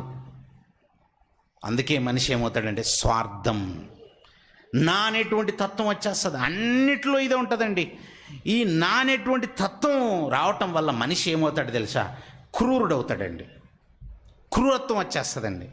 అందుకే చివరిలో చెప్తాడు, ఈ మనిషికి ఎలాంటి ప్రమాదాలు వస్తాయో మరో మనిషితో అంటూ రాసుకుంటూ కొన్ని విషయాలు చెప్పుకుంటూ వస్తాడు. చూడండి, మనుషులు స్వార్థప్రియులు అని, ధనాపేక్షకులు. స్వార్థం వల్ల ధనాపేక్ష వస్తుంది. నెక్స్ట్ బింకంలాడతాడు, అహంకారి అయిపోతుంటాడు. ధనం వచ్చిన తర్వాత ఎలా మారిపోతాడు? అహంకారి అవుతాడు, దూషకుడు అవుతాడు. ఎవడినా చెప్పరా నీ సంగతి ఏంట్రా అంటాడు. నువ్వెవడరా, వాడెవడరా, వీడెవడరా, ఈ మాటలు దూషణ. తర్వాత ఇక తల్లిదండ్రులను కూడా లెక్క చేయడు. ధనం వచ్చేసింది కదా, ఉంటే ఉండండి పోతే ఉండి అంటాడు. కన్నారు, ఏమిచ్చారు నాకు అంటుంటాడు. ఏమిచ్చారు? జన్మ ఇచ్చారు కదా చక్కగా భూమి మీదకి. ఒక మంచి ఆకారాన్ని భూమి మీదకి తీసుకుని ఇవ్వడానికి తల్లి గర్భం సహాయపడింది కదా. మళ్ళీ తల్లి దగ్గరికి వెళ్ళి ఏమిచ్చావమ్మా నాకు అనద్దు. 9 నెలలు చక్కగా మోసింది. ఆ తల్లి దగ్గరికి వెళ్ళి నాకేమిచ్చావమ్మా నాకు, అవిధేయత్వం మాట్లాడకు. తండ్రి చిన్ననాటి నుండి చాలా కష్టపడి పెంచి పెద్దవాడు చేశాడు, ఆయనకున్న స్థాయిలో చేశాడు. 3 పూటల భోజనం పెట్టి చోట 1 పూట పెట్టి ఉంటాడు నీకు. ఆయనకున్న ఇన్కమ్ను బట్టి అలా చేసి ఉంటాడు. ఆయనకు నువ్వు కూడా ఒకే పూట భోజనం పెట్టు. అలాగని నీకు పరమాన్నాలు పెట్టమని ఆయన అడుగుతున్నాడా? నువ్వు సంపాదించిన సంపాదన అంతా నాకే పెట్టరా అని ఏ తల్లిదండ్రులను అడుగుతారా? అడగరే. మంచి పలకరింపు, నవ్వుతో నాన్న ఎలా ఉన్నావు, అమ్మ ఆరోగ్యం బాగుందా, ఈ మాటలు వాళ్ళు ఆశించేది మన దగ్గర. తల్లిదండ్రులకు అవిధేయులుగా మారిపోతుంటారండి వాళ్ళు. మన మంచి కోరే వాళ్ళు, విధేయత ఉండదు. ఇంకా ఇలా చాలా క్రూరంగా అయిపోతాడు. ఈ చివరికి ఏ స్థాయికి వెళ్ళిపోతాడంటే క్రూరుడు. వాస్తవానికి క్రూర జంతువులు అనే ఉంటాయి. క్రూర జంతువులు అవి జంతువులకు వాడే పదాలండి, కానీ ఇప్పుడు ఎవరికి వాడుతున్నారంటే మనుషులకు వాడుతున్నారు. వాడ క్రూరుడు, వాడ ఒక మృగం, వాడ ఒక పశువు అండి. వాడు ఒక పశుప్రాయుడు అయిపోయాడండి. వాడు మూర్ఖుడు, ద్రోహి, ఇవన్నీ ఏంటండి, గర్వాంధుడు. ఎక్కడ చూసినా ఇవే పదాలు ట్యాగుల్లాగా ఉన్నాయండి. ట్యాగుల్లాగా అంటే మనుషులు స్వార్థప్రియులు అవ్వటం వల్ల క్రూరత్వం వచ్చేస్తుంది. స్వార్థప్రియులు చివరిలో ఉంటుంది చూడండి, అక్కడ క్రూరులు అని కూడా ఉంటుందండి. మనుషులు ఏమొచ్చేసిందట? క్రూరత్వం వచ్చేసిందట. స్వార్థం అనేటువంటిది స్టార్ట్ అయ్యి మనిషి క్రూరత్వపు స్థాయికి వెళ్ళిపోతాడండి. ధనాపేక్ష కూడా అయిపోతాడు, సజ్జన ద్వేషుడు అవుతాడు, తల్లిదండ్రులకు అవిధేయుడు అవుతాడు. ఇలా ఒక్కొక్కటి అన్నీ వచ్చేస్తాయండి. వచ్చేసి అందులో క్రూరత్వం వచ్చేస్తుంది, ద్రోహిగా మారిపోతుంటాడు. ఇక ఎవరు? మనిషే. ఎవరి గురించో చెప్పట్లేదు దేవుడు. ఏ పాము గురించో ఇది క్రూర జంతువు అని రాయట్లేదండి. ఇప్పుడు విష జంతువు, అది అంతే. అది విషజీవి. అది దేవుడే పెట్టిన విషయాన్ని కలిగి ఉన్నది, మధ్యలో తెచ్చుకున్నది కాదండి. పాముకి మధ్యలో రాదు విషయం, దేవుడే పుట్టుకతోనే దానిలో పెట్టి పంపించాడు. పుట్టుకతోనే వచ్చేసింది దానికి. ఎస్, అది పుట్టినప్పుడే విషయంతోనే పుడుతుంది, పుట్టినప్పుడే. కానీ మనిషి పుట్టినప్పుడు అలా కాదు. పుట్టినప్పుడు యథార్థవంతుడు. నా స్వరూపమందు నా పోలిక చొప్పున నేను చేశాను అంటాడు దేవుడు. అందరికి పైన అందరిలో వ్యాపించున్నాను, అందరిలో వ్యాపించి ఇప్పుడు ఇక్కడికి కూర్చున్న వాళ్ళందరిలో దేవుడు వ్యాపించి ఉంటాడు. ఆయన భాగము, ఆయన స్వాస్థ్య భాగం మనలో ఉంటుంది. కీర్తనాకారుడు అంటాడు, ప్రభువా మీ స్వాస్థ్య భాగము నేను ప్రభువా. మీ స్వాస్థ్య భాగం, స్వాస్థ్యం అంటే అర్థం ఏంటి తెలుసా? ప్రాపర్టీ. నాలో ఉన్న భాగము మీదే ప్రభువా. వాస్తవానికి మీ ప్రాపర్టీ నేను, మీ భాగాన్ని నేను. గర్భఫలము దేవుడిచ్చు బహుమానము, కుమారులు యెహోవా అనుగ్రహించు స్వాస్థ్యము. ఆ స్వాస్థ్యమే నాలో పెట్టి మా తల్లిదండ్రులకు మీరు స్వాస్థ్యంగా ఇచ్చారు. వాస్తవానికి మన తల్లిదండ్రులకు మనం స్వాస్థ్యంగా ఇవ్వబడిన ఒరిజినల్ స్వాస్థ్యం మాత్రం దేవుడిది. మనందరం దేవుని స్వాస్థ్యం. ఈ స్వాస్థ్యము పరిశుద్ధంగా ఉండాలి, ఈ స్వాస్థ్యము యథార్థవంతంగా ఉండాలని ఆయన కోరుకున్నట్టుగానే చేసుకున్నాడు, చేశాడు, పెట్టాడు. మరి మధ్యలో ఎలా విషపూరితంగా అయ్యాడు మనిషి? నిలువెల్లా విషయం ఏంటండి? నిలువెల్లా క్రూరత్వం ఏంటండి? నిలువెల్లా స్వార్థం ఏంటండి? ఎందుకు ఇలా అయ్యింది?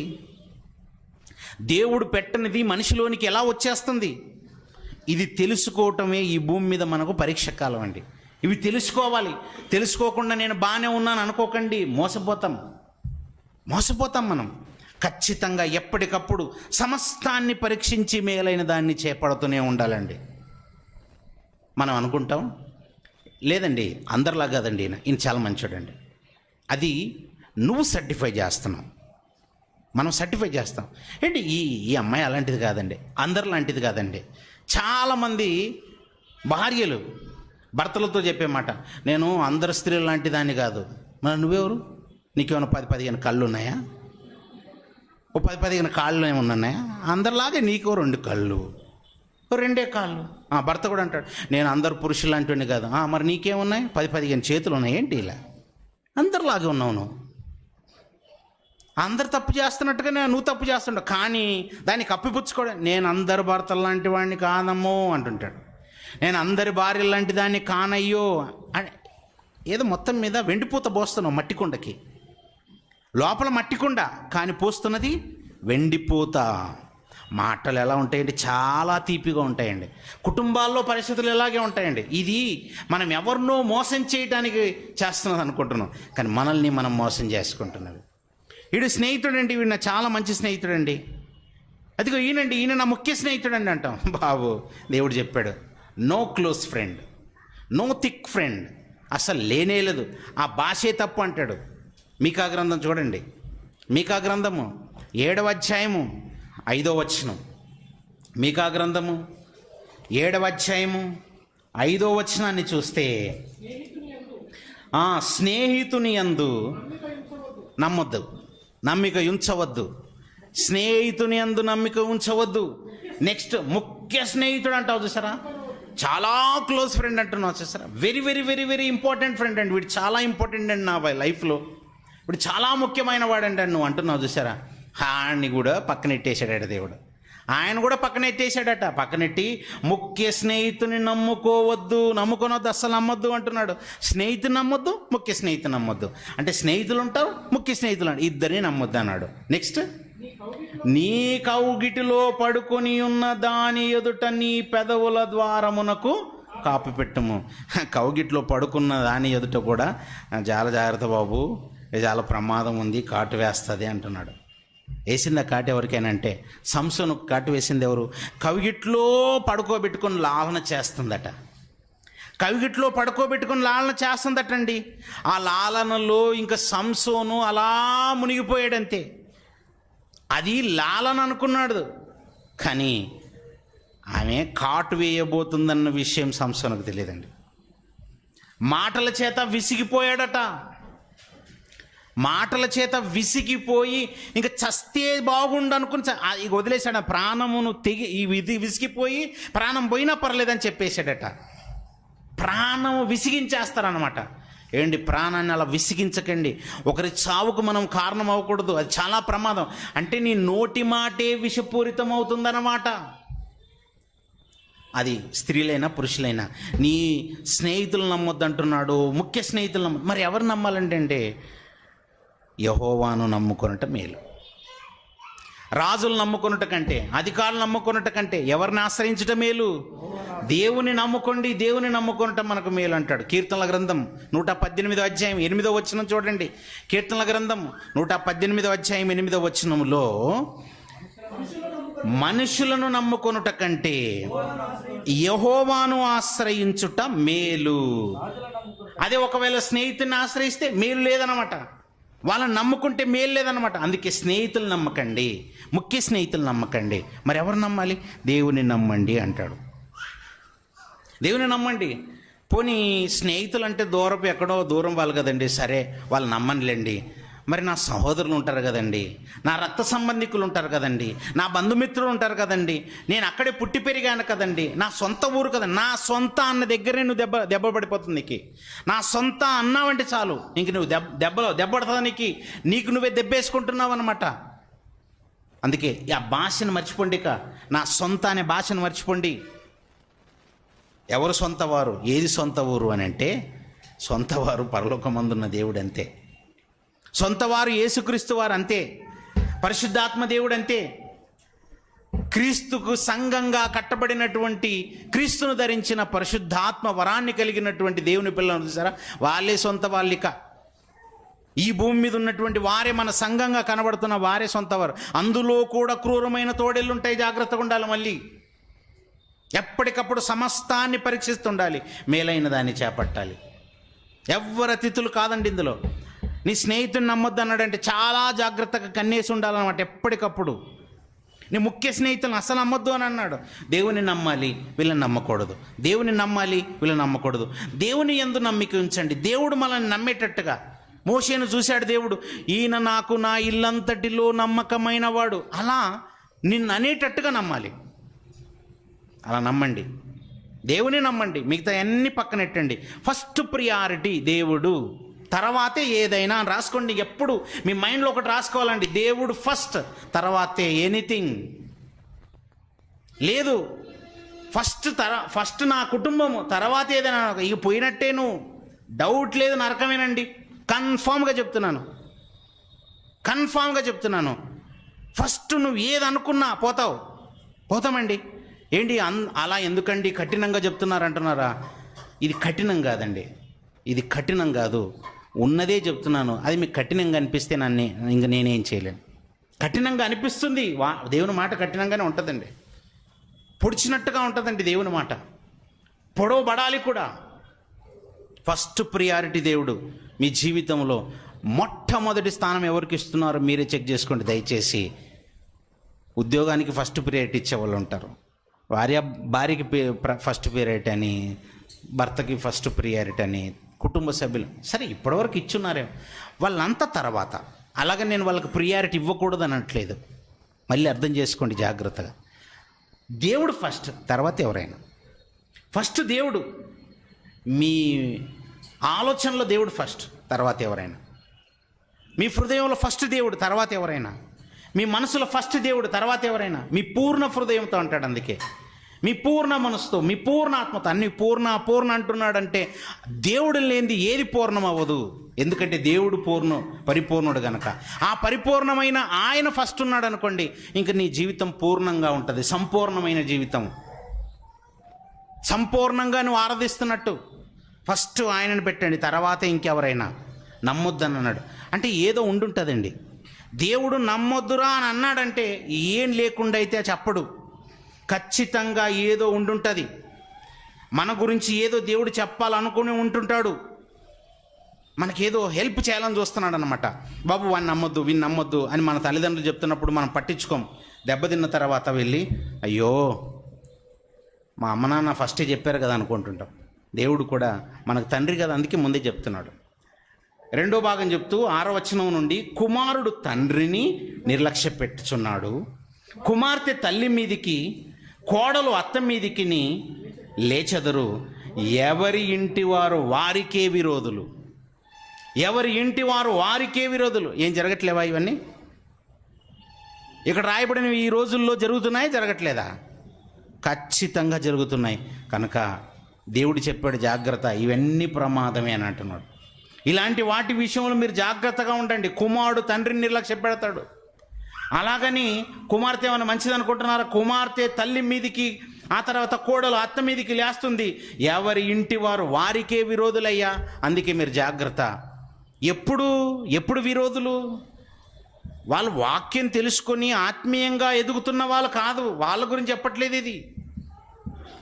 లోకాశల్లో ఉండి లోకానుసారంగా బ్రతుకుతున్న వాళ్ళ గురించి చెప్తున్నాయి ఈ మాటలు. వాళ్ళు విరోధులు. అలాంటి వాళ్ళ విషయంలో మీరు జాగ్రత్త అంటుంటాడు. అలాగే సహోదరుని గురించి కూడా చెప్తూ ఇర్మియా గ్రంథం 9వ అధ్యాయం 4వ వచనంలో, ఇర్మియా గ్రంథము 9వ అధ్యాయము 4వ వచనంలో రాయబడిన మాటను చూడగలిగితే, మీలో ప్రతి వాడును తన పొరుగువాని విషయమై జాగ్రత్తగా ఉండవలెను. ఏ సహోదరునైనా నమ్మకుడి. ఏ సహోదరుడైనా పర్లేదట. ఏ సహోదరుని నమ్మకండి అంటున్నాడు. వాక్యం తెలియని వాళ్ళని నమ్మకండి. సత్యవాక్యాన్ని తెలుసుకోకుండా బ్రతుకుతున్న వాళ్ళని మీరు నమ్మకండి అంటున్నాడు. ఏ సహోదరుని కూడా మీరు నమ్మకండి అంటున్నాడు. ఇంకేమంటున్నాడండి? నిజముగా ప్రతి సహోదరుడును తంత్రగొట్టయి తన సహోదరుని కొంపముంచును. ఏం ముంచుతాడటండి బాబోయ్? వాడు కొంపనే ముంచుతాడట. కొంప ముంచే వాళ్ళు ఉన్నారా? ఎందుకు లేరు కొంప ముంచేవాళ్ళు? ఎందుకు లేరండి కొంప ముంచేవాళ్ళు? దావీదు కొంప ముంచిన వాడు ఒకడు ఉన్నాడండి. దావీదు గారి కొంపనే ముంచేశాడు. ఎలా ముంచాడంటే, నాకు ఆరోగ్యం బాలేదు, నా మనసు బాలేదు అని తన సహోదరుని దగ్గర, కజిన్ దగ్గర చెప్పుకుంటే, వాడు ఒక పనికిమాలిన చెత్త ఐడియా ఇస్తే, ఆ చెత్త ఐడియాతో నాకు ఆరోగ్యం బాలేదన్నట్టుగా నువ్వు నటించు, నీకు ఒక మంచి బ్రహ్మాండమైన అవకాశాన్ని ఇస్తాను, నువ్వు ఎవరి మీద అయితే మనసు పడ్డావో, నీకు ఎవరైతే కావాలని అనుకుంటున్నావో ఆ అమ్మాయి నీ దగ్గరకు వచ్చేటట్టుగా నేను చేస్తాను, ఇదే విషయాన్ని వెళ్ళి మీ నాన్నకు చెప్పు అని చెప్పాడు. చెప్పగానే వెళ్ళిపోయి చెప్పాడండి వీడు, నాన్న నా ఆరోగ్యం బాగాలేదని నాకు ఆహారం సిద్ధపరచడానికి చెల్లిని పంపించమని చెప్పండి. చెల్లిని పంపించమని చెప్పగానే ఆమెకి కబురు పంపిస్తాడు దావీదు గారు, అమ్మా వెళ్ళి మీ అన్నయ్యకి ఆరోగ్యం బాగాలేదు, కొంచెం వెళ్ళి ఆహార పదార్థాలను సిద్ధం చేసి వడ్డించి భోజనం పెట్టిరమ్మా అని పంపిస్తాడు.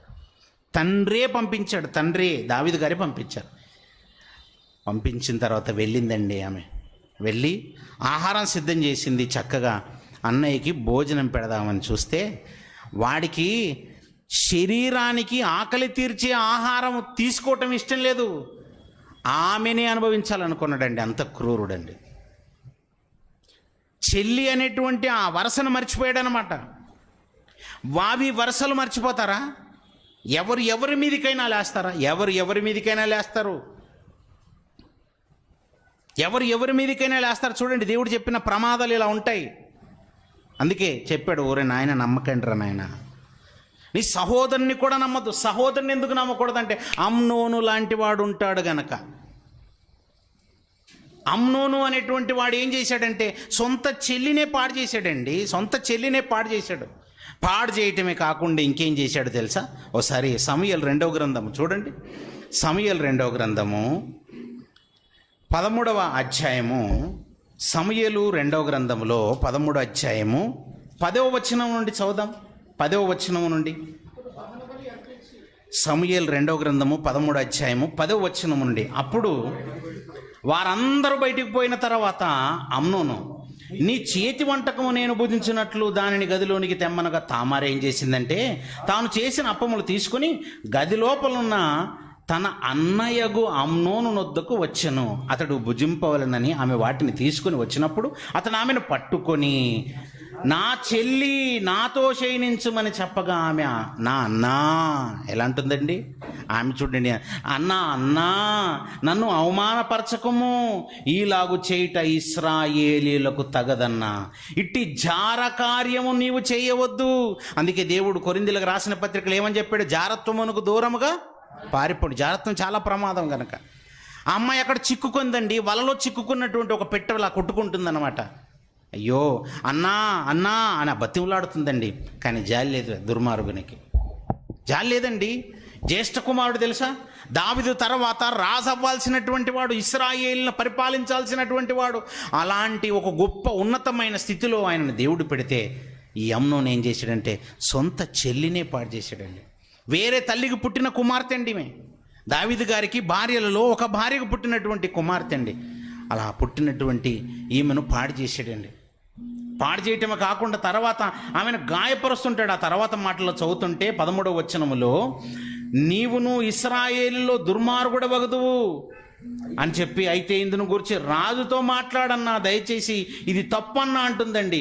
15వ వచనంలో, అమ్నోను ఇలాగ చేసిన తర్వాత ఆమె ఎడల అత్యధికమైన ద్వేషము పుట్టి అది వరకు ఆమెను ప్రేమించినంత కంటే అతడు మరీ ఎక్కువగా ఆమెను ద్వేషించి లేచిపోమ్మని ఆమెతో చెప్పగా, ఆమె నన్ను బయటకు తోసివేయటం వలన నాకు నీవిప్పుడు చేసిన కీడు కంటే మరి ఎక్కువ కీడు చేయకుమని చెప్పి, మరి ఎక్కువ కీడు చేయొద్దన్నా, అన్నా దయచేసి నాకు కీడు చేయొద్దు. అమ్మాయి ఏం చేస్తుందండి?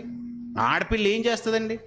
అంటే ఈ మధ్యకాలంలో ఏమైపోతుందంటే, అమ్మాయిని వాడుకోవటం, ప్రేమగా నటించటం, ప్రేమించామని చెప్పటం, వాడేసుకున్నాం. ఆ వాడేసుకున్న తర్వాత గాయం చేయటం అనేది ఒక ఫ్యాషన్ అయిపోయిందండి ఈ మధ్యకాలం. చైత్ర అనే అమ్మాయి, హైదరాబాద్లోనే జరిగిన సంఘటన మీ అందరికీ తెలుసు. ముక్కుపచ్చలారని ఆ కుమార్తె 6 సంవత్సరాల వయసు పాప. 6 సంవత్సరాల వయసు పాప. ఆమెకి ఎంత బలం ఉంటుంది చెప్పండి? ఆమె బలం ఎంత చెప్పండి? ఎలా ఒక క్రూర మృగం నుంచి తప్పించుకోగలదు? వాడిని క్రూర మృగం కన్నా ఘోరంగా వర్ణించి చెప్పినా తప్పేం లేదండి. చాలా కిరాతకంగా, అతి కిరాతకంగా నోట్లో గుడ్లు పెట్టి, చేతులు విరిచేసి, కాళ్ళు విరిచేసి, రక్తసిక్తంగా చేసేసేసాడట. ముందు ప్రేమించినట్టుగా చెప్పటం, తర్వాత గాయపరచటం.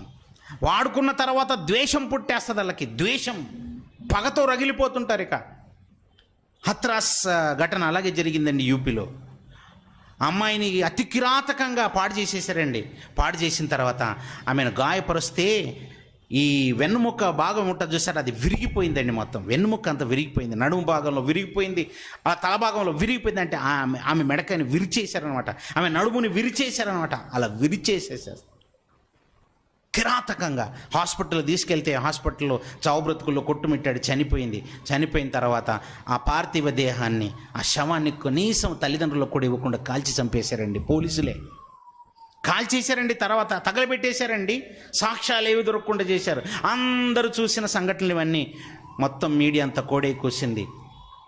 పాడు చేయటం, పాడు చేసిన తర్వాత గాయం చేయటం, పాడు చేయటం, పాడు చేసిన తర్వాత గాయం చేయటం. హైదరాబాద్ శివార్లో జరిగిన సంఘటన, శంషాబాద్ పరిసర ప్రాంతాల్లో జరిగింది. ఒక అమ్మాయిని పాడు చేశారు. పాడు చేసిన తర్వాత వదిలేయలేదు, గాయం చేయటం. పాడు చేయటం, గాయం చేయటం, పెట్రోల్ పోసి నిప్పంటించి తగిలిచ్చేసేసారంటే. ఇది ఇప్పటి నుంచి వస్తుంది కాదు. అమ్నోను అనేటువంటి క్రూడు ఒకనాడు చేశాడు. అలాంటి లక్షణాలే వస్తున్నాయన్నమాట. వీళ్ళంతా అమ్నోనుకు సహోదరులే అనమాట. వీళ్ళంతా బ్యాచే. అమ్నోను లాంటి లక్షణాలు కలిగి ఉన్న వాళ్ళే వీళ్ళంతా. కయ్యూను వంటి వారమై మనం ఉండరాదంటే, కయ్యూను లాంటి లక్షణాలు ఇప్పటికి ఉన్నాయి అంటే అమ్నోను లాంటి లక్షణాలు ఇప్పటికి ఉంటాయి అన్నమాట. అమ్నోను లేడు, కానీ అమ్నోను లాంటి లక్షణాలు ఉన్నాయి. చెల్లినే పాడు చేసేసాడు, ఆమెను గాయపరుస్తున్నాడు. నాకు కీడు చేయొద్దు, నాకు కీడు చేయొద్దు అంటే కీడు చేస్తున్నాడు అనమాట. ఆమెను గాయపరుస్తున్నాడు అంటే కొట్టుంటాడు, తన్నుంటాడు, ఏదేదో చేశాడనమాట. ఎంత కిరాతకం చూడండి. మనిషిని ఏమంటారండి మరి? అందుకే దేవుడు చెప్పండి, నీ సహోదరుని నమ్మవద్దు అని అన్నాడు, నీ పొరుగువాన్ని నమ్మవద్దు అని అన్నాడు, నీ స్నేహితుని నమ్మవద్దు, నీ ముఖ్య స్నేహితుని నమ్మవద్దు. ఓరే నాయన, ఎవరిని నమ్మకండి రా, ఎవరిని నమ్మకండి, ఇది చాలా ప్రమాదం నాయన. నన్ను నమ్మండి, నన్ను ఆశ్రయించండి, నా మీద ఆనుకొని బ్రతకండి అని చెప్తున్నాడండి. కానీ మనం ఎంతసేపు నా అన్న, నా తమ్ముడు అని అంటుంటాం, అంతవరకు బాగుంది. కానీ వాళ్ళతో కూడా ప్రమాదమే ఉందంటున్నాడండి దేవుడు. బాబోయ్, ఎప్పటి వరకు వాళ్ళతో ప్రమాదం ఉంటుంది తెలుసా? వాక్యం తెలియనంత వరకు వాళ్ళతో ప్రమాదమే. వాక్యం ఎరగనంత వరకు వాళ్ళు అలాగే ఉన్నారంటే ఖచ్చితంగా ఎప్పుడో ఒకరోజు కాటు వేస్తారు మనల్ని. అది ఏ రూపంలో అయినా కావచ్చు. వాళ్ళు ఏదో మనల్ని పాడు చేస్తారనే కాదు, ఇంకే రూపంలోనైనా జరగచ్చు. అది ఏ రూపంలో అయినా జరగచ్చు. బాగానే ఉండింది, ఇంట్లో పనికి చేరాడు యోసేపు గారు. రోజు చక్కగా పని చేసుకుంటున్నాడు. ఆయన పని ఏదో ఆయన చేసుకుంటున్నాడు. ఆయన చేస్తున్న పనిని బట్టి యజమానుడు ఇంట్లో పని వారందరి మీద అధికారిగా పెట్టాడు. కానీ ఆ ఇంట్లో యజమానురాలు మాత్రం యోసేపు మీద కన్నేసింది. యవనస్తుడు, మంచి రూపవంతుడు. అలాంటి ఆయనని బాబు నన్ను వాడుకో అంటుంది. నన్ను వాడుకోయ్యా అంటుంది. నన్ను పాడు చేయయ్యా అంటుంది. ఎవరు లేరయ్యా, నిన్ను చూడడానికి ఎవరు లేరు అంటుంది. ఏంటండి ఆ మాటలు ఏంటండి? స్త్రీలు కూడా అలా తెగిస్తారా? తెగిచ్చేస్తారు. భర్తను చంపేసి సెప్టిక్ ట్యాంకులో దాస్తే ఇంచుమించుగా 1.5 సంవత్సరాల తర్వాత కేసు బయటకు వస్తే బయటికి మొత్తం ఇన్వెస్టిగేషన్లో తేలిన రిపోర్ట్ ఏంటంటే నా భర్తను నేనే చంపానని ఆమె చెప్పటం. ఎక్కడ దాచామంటే సెప్టిక్ ట్యాంకులో, మా ఇంట్లో ట్యాంకులో దాచామంటే లోపల నుంచి తీస్తే అన్ని ఎముకల గూడు బయటకు వచ్చేసిందంతే. ఎంత కిరాతకంగా మారిపోతున్నారండి, ఎంత కిరాతకంగా మారిపోతున్నారు. యోసేపుని అలాగే పట్టుకుంది. బాబు నన్ను శయనించయ్యా, నాతో శయనించయ్యా అంటుంది. ఆయన మాత్రం తగదు, వద్దు, నా దేవుడు నన్ను చూస్తున్నాడు. నా అన్నలు నన్ను చూడట్లేదేమో, నా తల్లిదండ్రులు నన్ను చూడట్లేదేమో, నా కుటుంబ సభ్యులు ఇక్కడ లేరేమో, నా అన్న వాళ్ళు ఇక్కడ లేకపోవచ్చు, కానీ దేవుడు అయితే ఉన్నాడు కదా, పరలోకం నుంచి నన్ను చూస్తాడు కదా, అయితే వద్దంటే వద్దు, నేను ఈ పని చెయ్యనమ్మా. దేవునికి భయపడ్డాడు. భయపడి పరిగెత్తుకొని పారిపోవాలనుకున్నాడని, కౌన్సిలింగ్ చేయాలనుకోలేదు ఆయన. రోజు ఇలాంటి టార్చర్ ఆయనకి, ఇంకా రోజు ఇలాగే టార్చర్ చేస్తుందండి. ఆ టార్చర్ని భరించలేక పరిగెత్తుకొని పోతున్నప్పుడు ఆయన అంగీని లాక్కుందండి, ఆయన వస్త్రాన్ని లాక్కుందండి. లాక్కున్న తర్వాత ఎంత తెలివిగా మాట మార్చింది తెలుసా? యోసేపు అనేటువంటి వాడిని, ఆ హెబ్రీయుణ్ణి మీ యజమాని తీసుకొని వచ్చి ఇంట్లో పెట్టాడు, వీడు ఎంత పని చేశాడు చూసారా అని మాట మార్చి అబద్ధం చెప్తుందండి. ఆదికాండము 39వ అధ్యాయము 14వ వచనంలో, ఆదికాండము 39వ అధ్యాయంలో 14వ వచనాన్ని మనం చూడగలిగితే, 14వ వచనాన్ని చూస్తే, తన ఇంటి మనుషులను పిలిచి, చూడుడి, అతడు మనలను ఎగతాళి చేయుటకు ఒక హెబ్రీని మన యొద్దకు తెచ్చి ఉన్నాడు.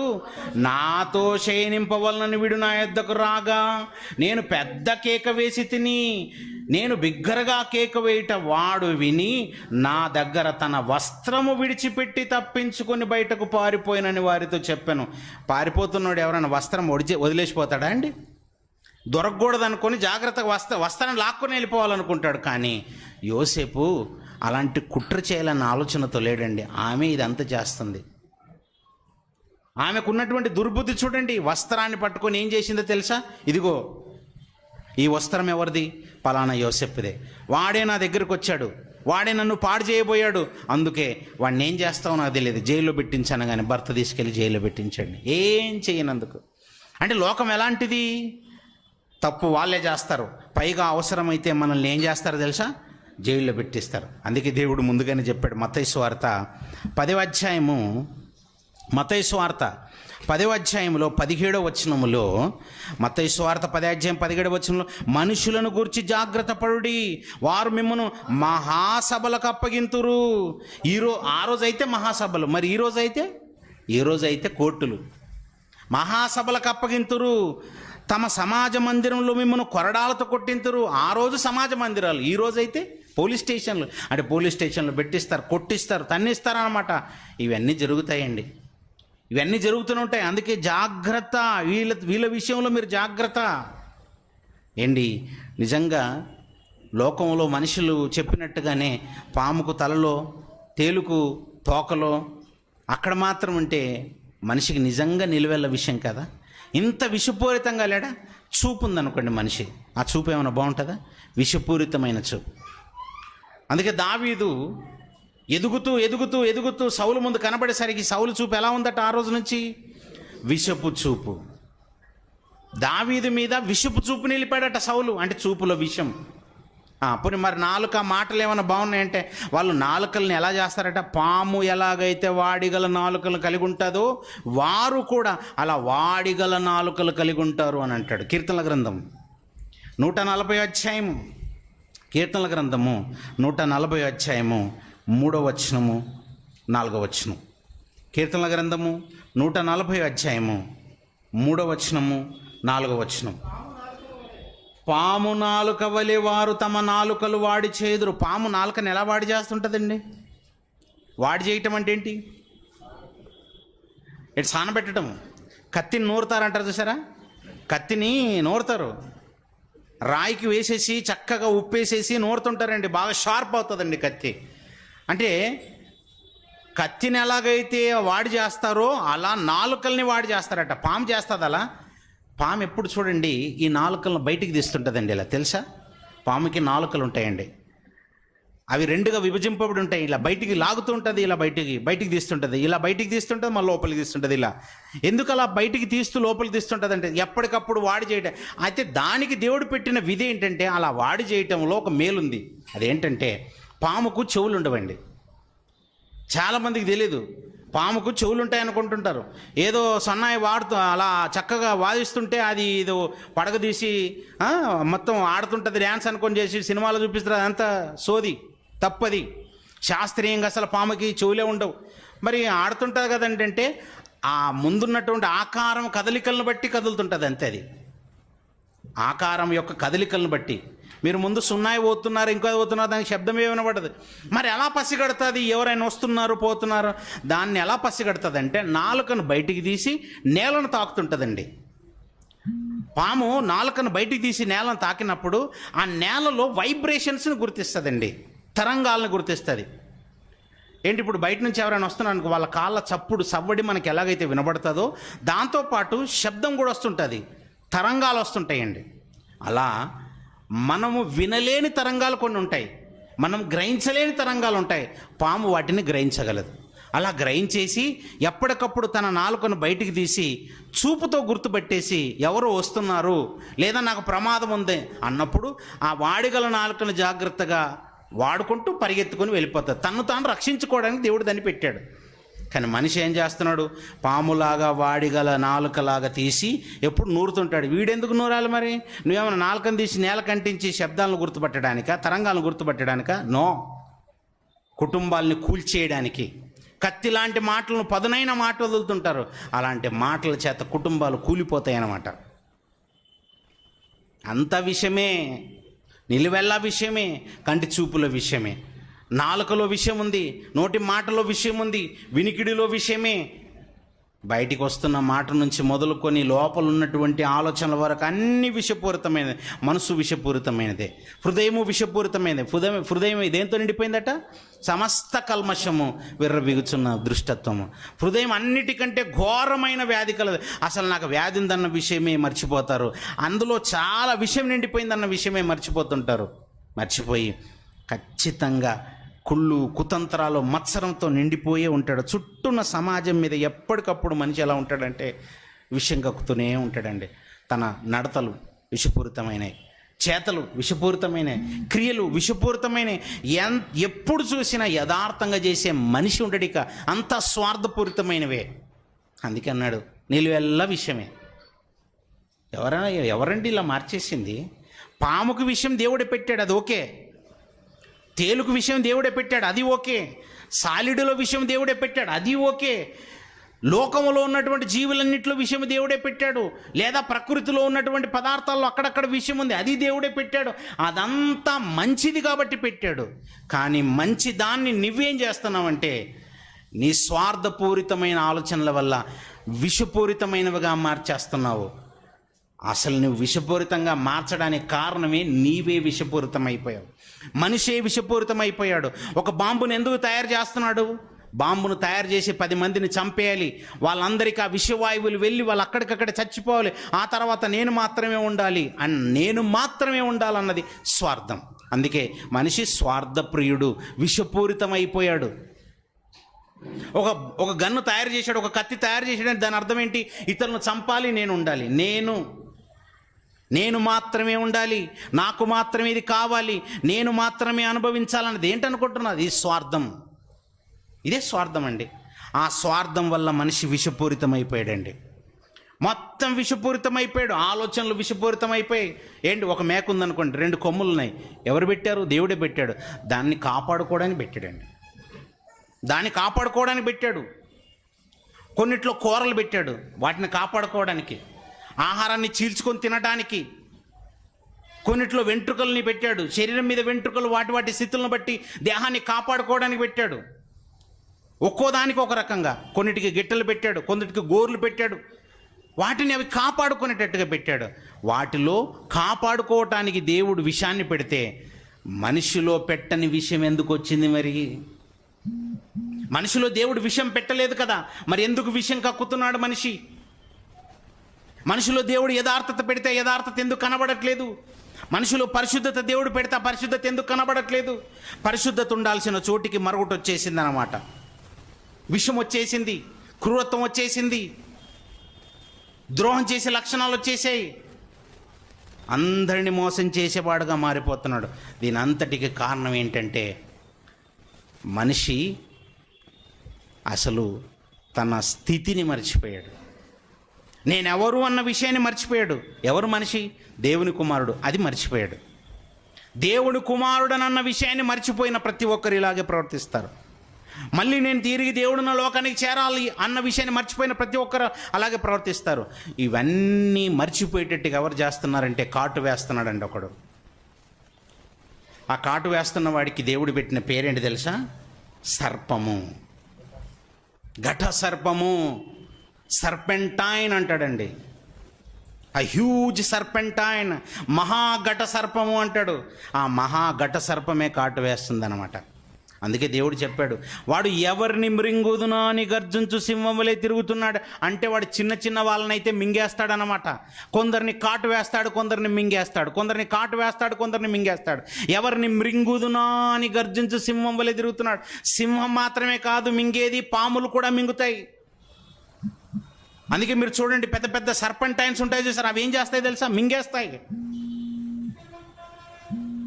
పెద్ద పెద్ద మేకల్ని మింగేస్తుంటాయి, పెద్ద పెద్ద గొర్రెల్ని మింగేస్తుంటాయి. ఏంటి, పాములు మింగేస్తాయా? మింగేస్తాయండి. వాటికి మింగేసే స్వభావం ఉందన్నమాట. అందుకే దేవుడు ఏమన్నాడంటే వాడు మహాఘట సర్పం మింగేస్తాడయ్యా వాడు. ప్రకటన గ్రంథం 12:9 అలాగే పరిచయం చేశాడు చూడండి. ప్రకటన గ్రంథము 12:19.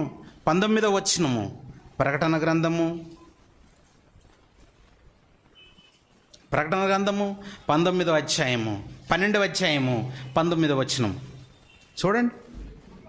9 అనుకుంటా. చదువునాను.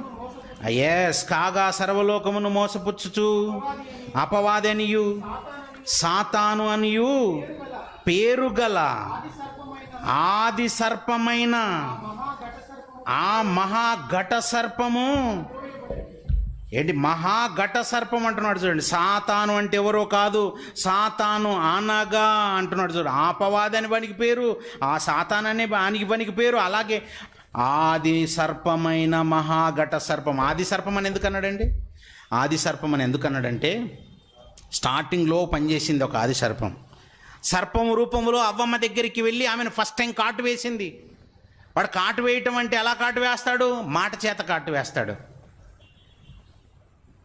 ఏదైనా తోటలో మంచి చెడుల తెలివిచ్చు వృక్ష ఫలాన్ని దేవుడు పెడితే దీన్ని తినవద్దని దేవుడు చెప్పానా అని అడిగింది. అవును, దీన్ని తినవద్దని దేవుడు చెప్పాడు అని అవ్వమ్మ చెప్పింది. అప్పుడు కాటు వేశాడు.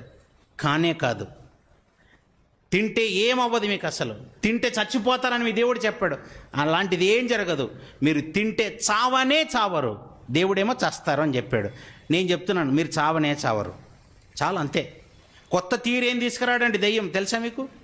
వాడు కొత్త ఆలోచనలతో రాడండి, ఉన్న ఆలోచనని చెరిపేయటం. అదే విషయం, అదే విషయం.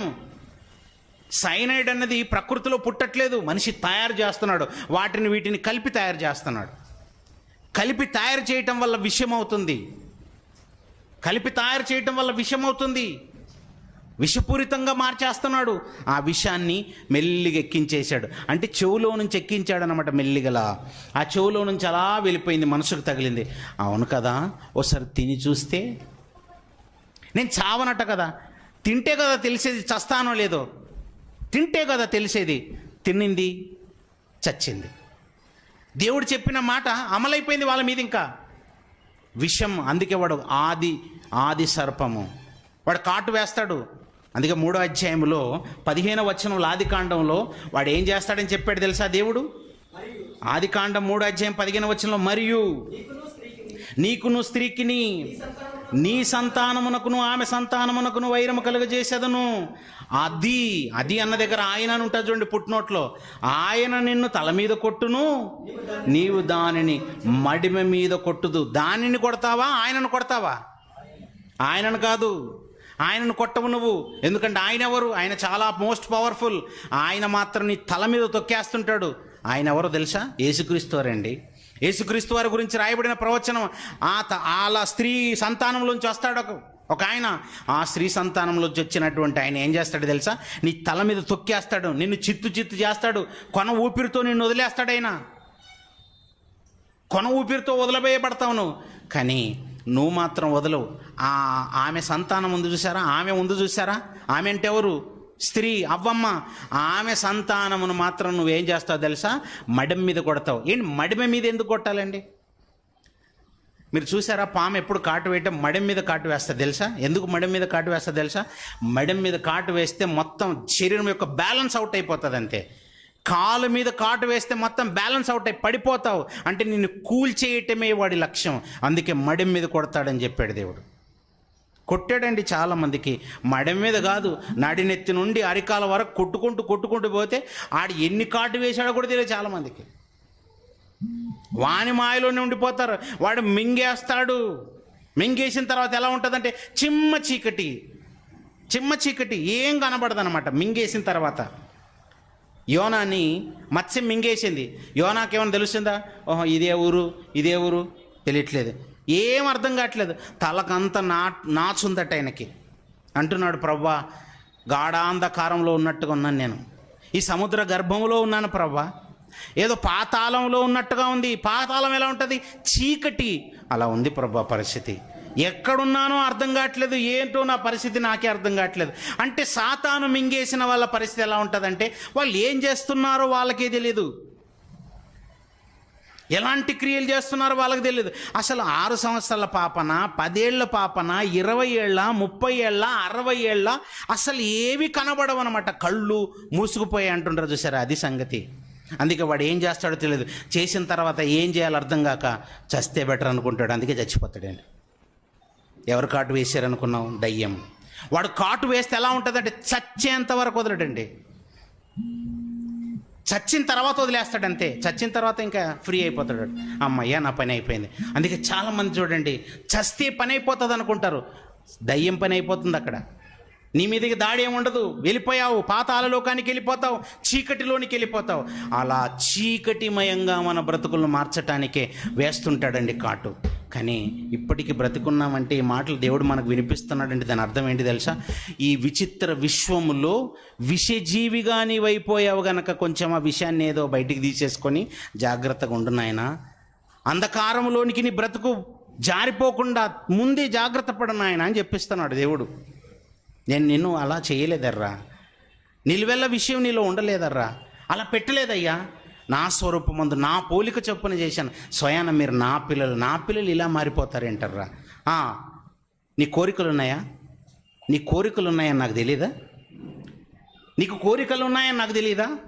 నీకు నేత్రాశ ఉంటుందని నాకు తెలీదా? శరీరాశ ఉంటుందని నాకు తెలీదా? జీవపు డంబం ఉంటుందని నాకు తెలీదా? ఇవన్నీ లోక సంబంధమైనవి నాకు తెలుసు. దానికంటే ముందుగా నీకు కళ్ళకు చూసినప్పుడు నచ్చితే దాన్ని అనుభవించేటట్టుగా నేనే కదా పెట్టాను. దానికి ఒక క్రమం పెట్టానయ్యా. జామపండు ఉంది, వెళ్ళు ఆ యజమానిని అడిగి కోసుకొని తిను. ఆ అమ్మాయి నచ్చింది, వెళ్ళండి తల్లిదండ్రులను అడగండి, పెళ్లి చేసుకునండి. పెళ్ళి అనే ప్రక్రియను పెట్టాను కదర్రా. ఇంత ఘోరంగా మారిపోయారేంటి? ఈ అక్రమాలేంటి? ఈ నేరాలేంటి? ఇంత విషపూరితంగా మారిపోయావేంటి? ఆ తల్లిదండ్రులకి ఎంత కడుపు కోత చెప్పండి. ఆ బిడ్డను కన్న తల్లిదండ్రులకి ఎంత కడుపు కోత? నిన్ను కన్నా నీ తల్లిదండ్రులకి ఎంత కడుపు కోత? నీ తోబుట్టువులకి ఎంత కడుపు కోత? అంటే వీళ్ళెవ్వరూ కూడా నీ గురించి ఆలోచించలేదంటే వీళ్ళందరినీ నమ్ముకొని నువ్వు మోసపోయావు. మరి ఎవరిని నమ్మాలి? నిజంగా నీ తల్లిదండ్రులను నమ్ముని ఉంటే ఆ తల్లిదండ్రులు ఏం చేసేవాళ్ళు తెలుసా? ఎలా సక్రమంగా బ్రతకాలో నీకు చెప్పేవాళ్ళు. వాళ్ళు చెప్పలేదు అంటే నేను మోసం చేశారు. అందుకే దేవుడు చెప్తున్నాడు, వీళ్ళెవ్వరిని నమ్మకండర్రా, నన్ను నమ్మండి, నా మాటలు నమ్మండి. మీ బ్రతుకు బాగుండాలని చెప్తున్నానని చెప్పాడు. అందుకే ప్రియులారా, ఈ విచిత్ర విశ్వములో విషపు జీవిగా మారినటువంటి ఆ జీవి ఏదో కాదు, మనిషే. ఆ మనిషిలో ఉన్న విషాన్ని తీసేయడానికే దేవుడు వాక్యాన్ని మనకిచ్చాడు. ఆ వాక్యాన్ని హృదయాల్లో భద్రపరుచుకొని దేవుని కొరకు గొప్పగా ఫలించాలని మనస్పూర్వకంగా కోరుకుంటున్న మాటలు ముగిస్తున్నాను. కళ్ళు మూసుకోండి, ప్రార్థన చేస్తాను. దయగల దేవా, కృపగల మా తండ్రి, మమ్మల్ని ప్రేమించి మీరు ఇచ్చిన ఈ మంచి తరుణంలో కొన్ని మాటలు విన్నాం తండ్రి. విన్న ఏ మాట నిష్ప్రయోజనం కాకూడదు దేవా. విన్న ప్రతి మాట ఇదిగో తండ్రి మా ఆత్మీయ జీవితానికి మేలైనదని మీరు పెట్టారు తండ్రి. దేవా, ప్రకృతిలో మీరు పెట్టిన సమస్తము మాకు మంచిదని పెట్టారు తండ్రి.